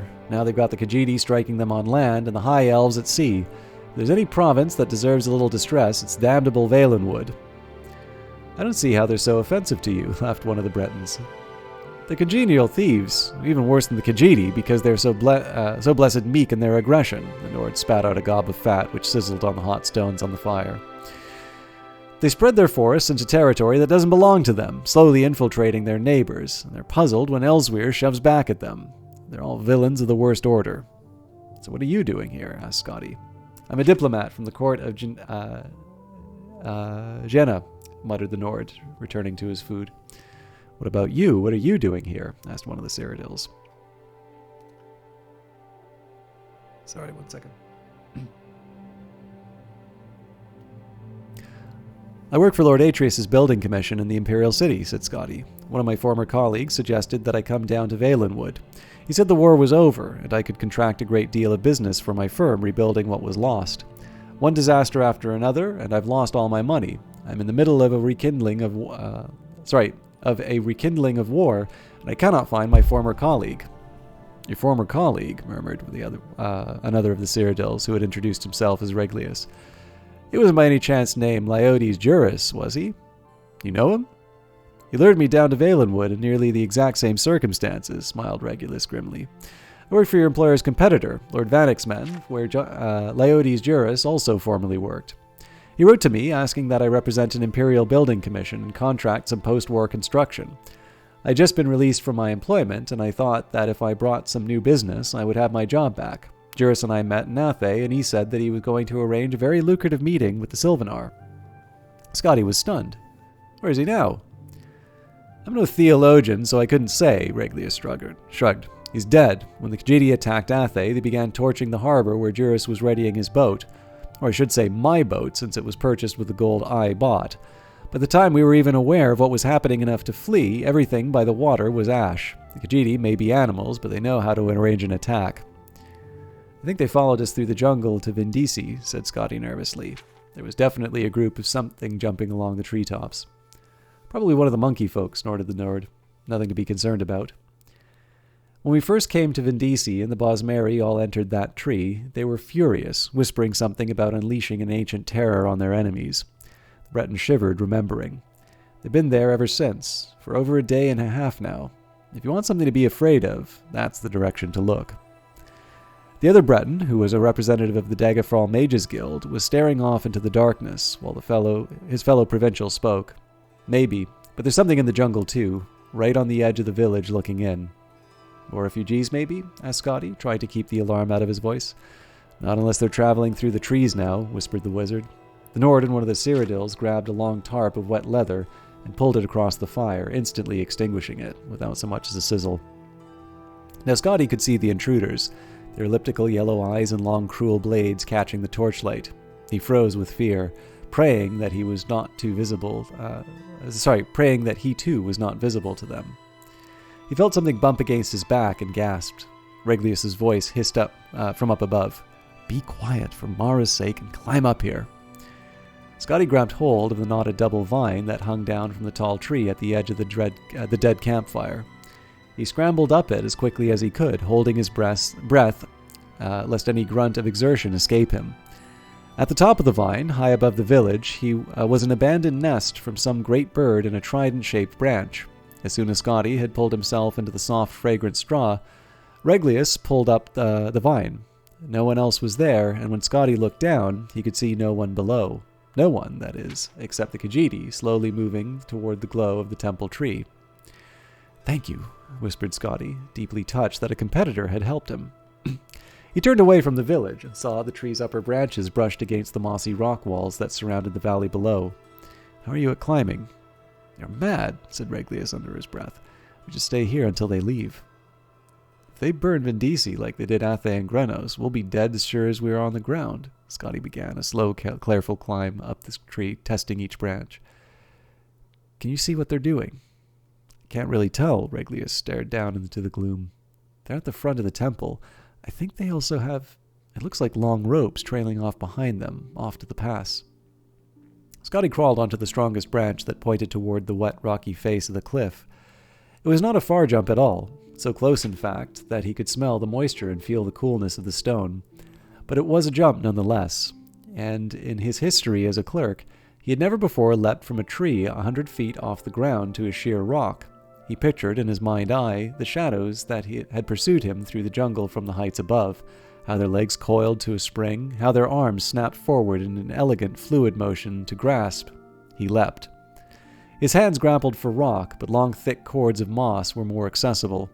He held hard, but when he tried to plant his feet forward, they slipped up skywards. For a few seconds, he found himself upside down before he managed to pull himself into a more conventional position. There was a narrow outcropping jutting out from the cliff where he could stand and finally exhale. Reglius, Reglius, Reglius. Scotty did not dare call out. I have no idea what that means. In a minute, there was a shaking of branches, and Lord Vannick's men emerged. first his satchel, then his head, then the rest of him. Scotty started to whisper something, but Reglius shook his head violently and pointed downward. One of the Khajiit was at the base of the tree, peering at the remains of the campfire. Reglius awkwardly tried to balance himself on the branch, but as strong as it was, it was exceedingly difficult with only one free hand. Scotty cupped his palms and then pointed at the satchel. It seemed to pain Reglius to let it out of his grasp, but he relented and tossed it to Scotty. There was a small, almost invisible hole in the bag, and when Scotty caught it, a single gold coin dropped out. It rang as it bounced against the rock wall on the descent, a high, soft sound that seemed like the loudest alarm Scotty had ever heard. Then many things happened very quickly.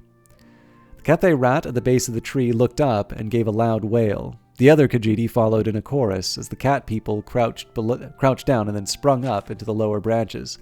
Reglius saw it below him, climbing up with impossible dexterity, and panicked. Even before he jumped, Scotty could tell that he was going to fall.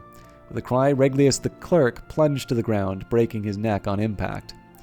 A flash of white fire erupted from every crevice in the temple, and the moan of the Bosmeri prayer changed into something terrible and otherworldly. The climbing Cathay rat stopped and stared. "Kirgo," it gasped, "the wild hunt." It was as if a crack in reality had opened wide. A flood of horrific beasts, tentacled toads, insects of armor and spine, gelatinous serpents, vaporous beings with the face of gods, all poured forth from the great hollow tree, blind with fury. They tore the Khajiit in front of the temple to pieces. All the other cats fled for the jungle, but as they did so, they began pulling on the ropes that they carried. In a few seconds' time, the entire village of Indisi was boiling with lunatic apparitions of the wild hunt. Over the babbling, barking, howling horde, Scotty heard the Cyrodiils, in hiding, cry out as they were devoured. The Nord, too, was found and eaten, and both Bretons. The wizard had turned himself invisible, but the swarm did not rely on their sight. The tree the Cathay rat was in began to sway and rock from the impossible violence beneath it.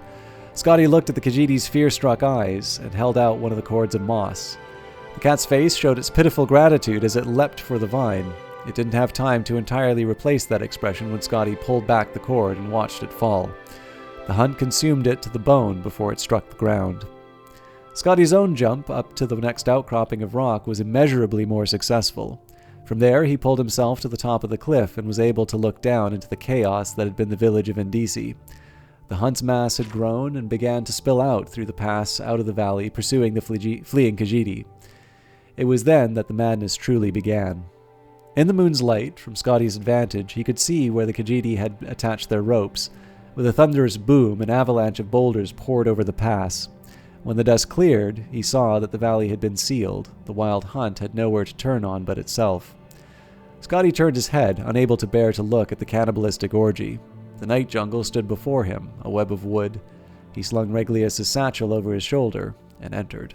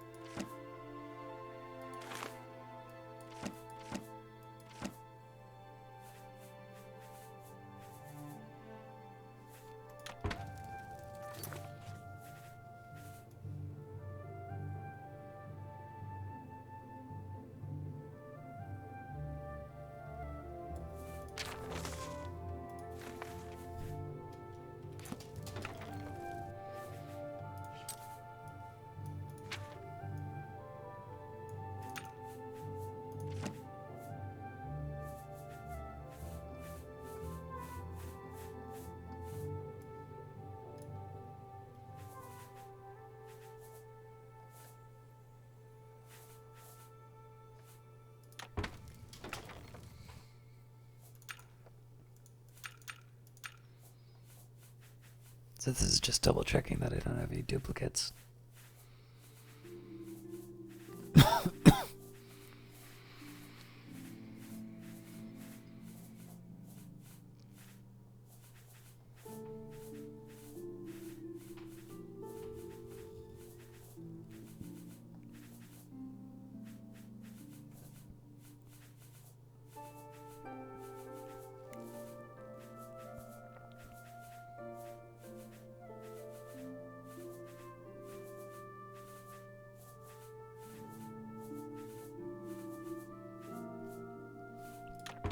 Alright.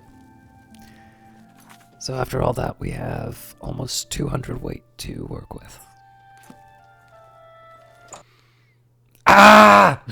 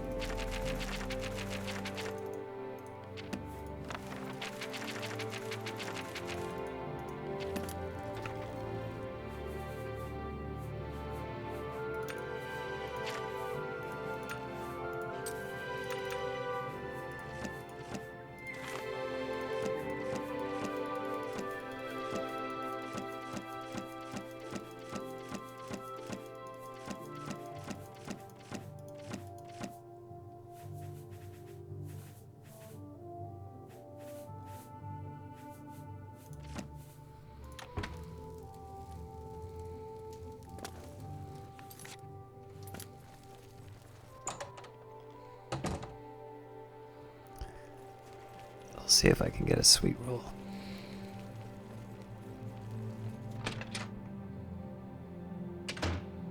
I take it you want something. You're a sneaky well, what is it? Zirok is a good healer. He's a red... Hail, Savior! Goodbye. It's almost as if he grew up in Skyrim. I don't think the church likes it. Ah, it's very good to... Need a bite to eat? Maybe something to wash it down with? Nope. Hope to see you again. Going. So I don't know if I'll make it all the way to the Shivering Isles, but I'll do my best. How goes it?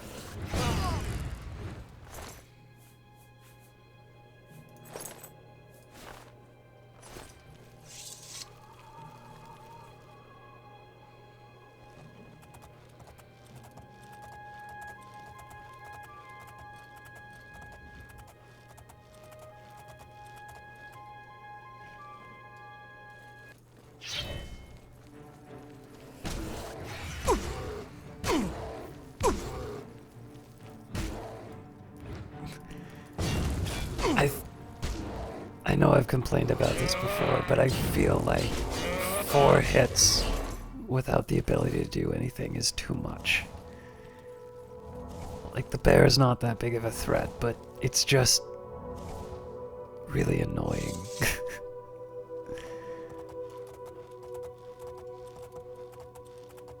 Like, sometimes heavy hits stunning your shield, okay, I can maybe sort of half justify it. But like having a stun or a hit last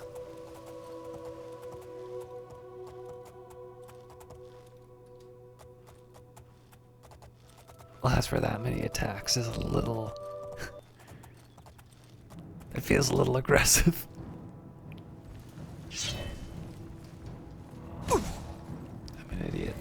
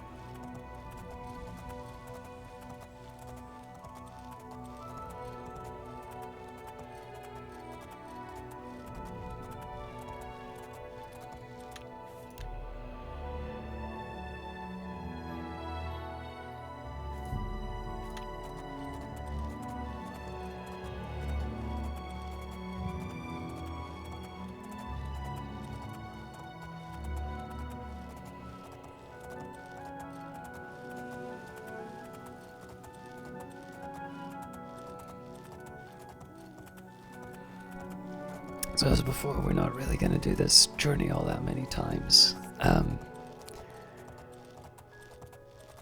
The most likely time we'll have to do this again will be when I get an upgrade to my armor. But even then, right, with about 200 weight available, I'm going to be able to sort of pick and choose when I finally decide to do that, because I can kind of carry a spare set of class armor without it being quite the same impact.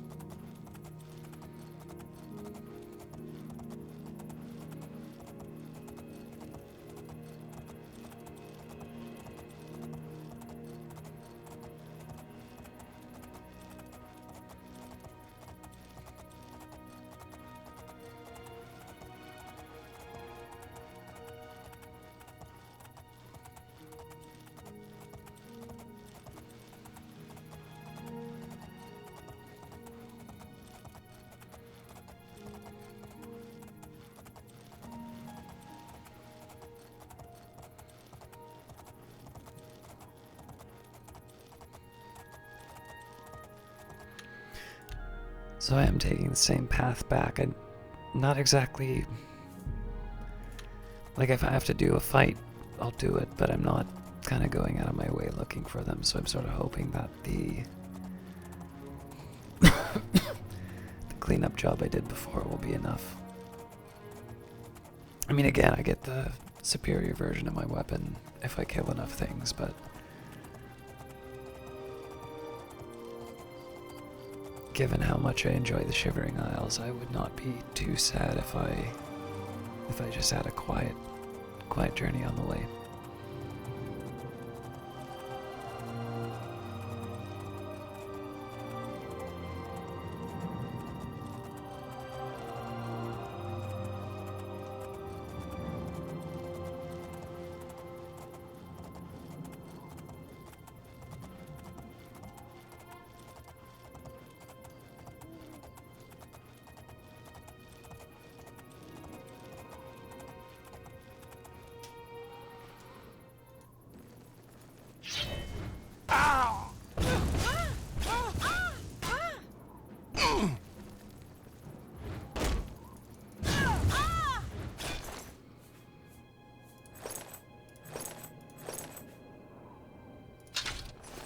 Don't know if I'll be able to keep the hammer, but... Oh, with the burden, I definitely will be able to.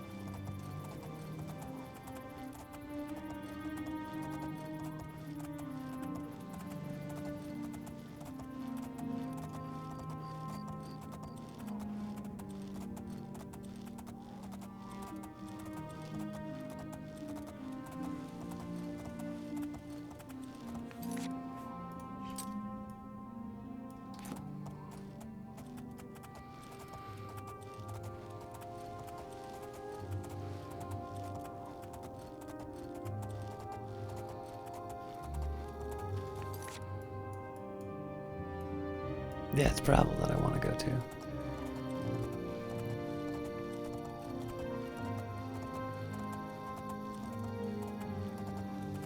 How could I pass up the chance to see this waterfall? That is a deer.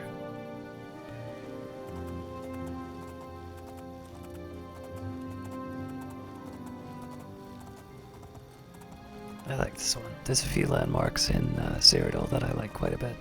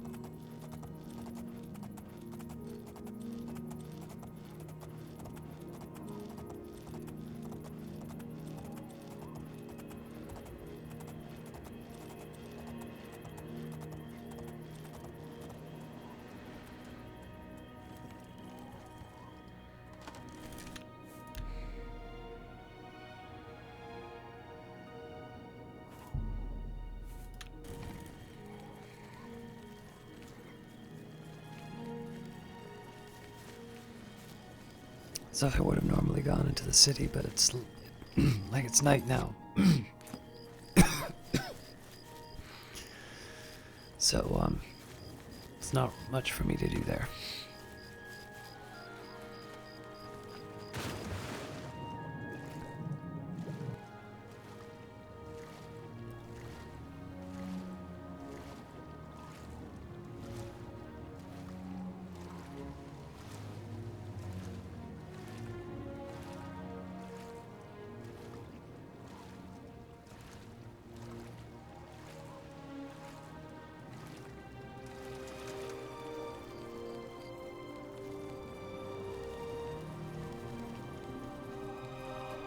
Stay away from me. Stay away from me.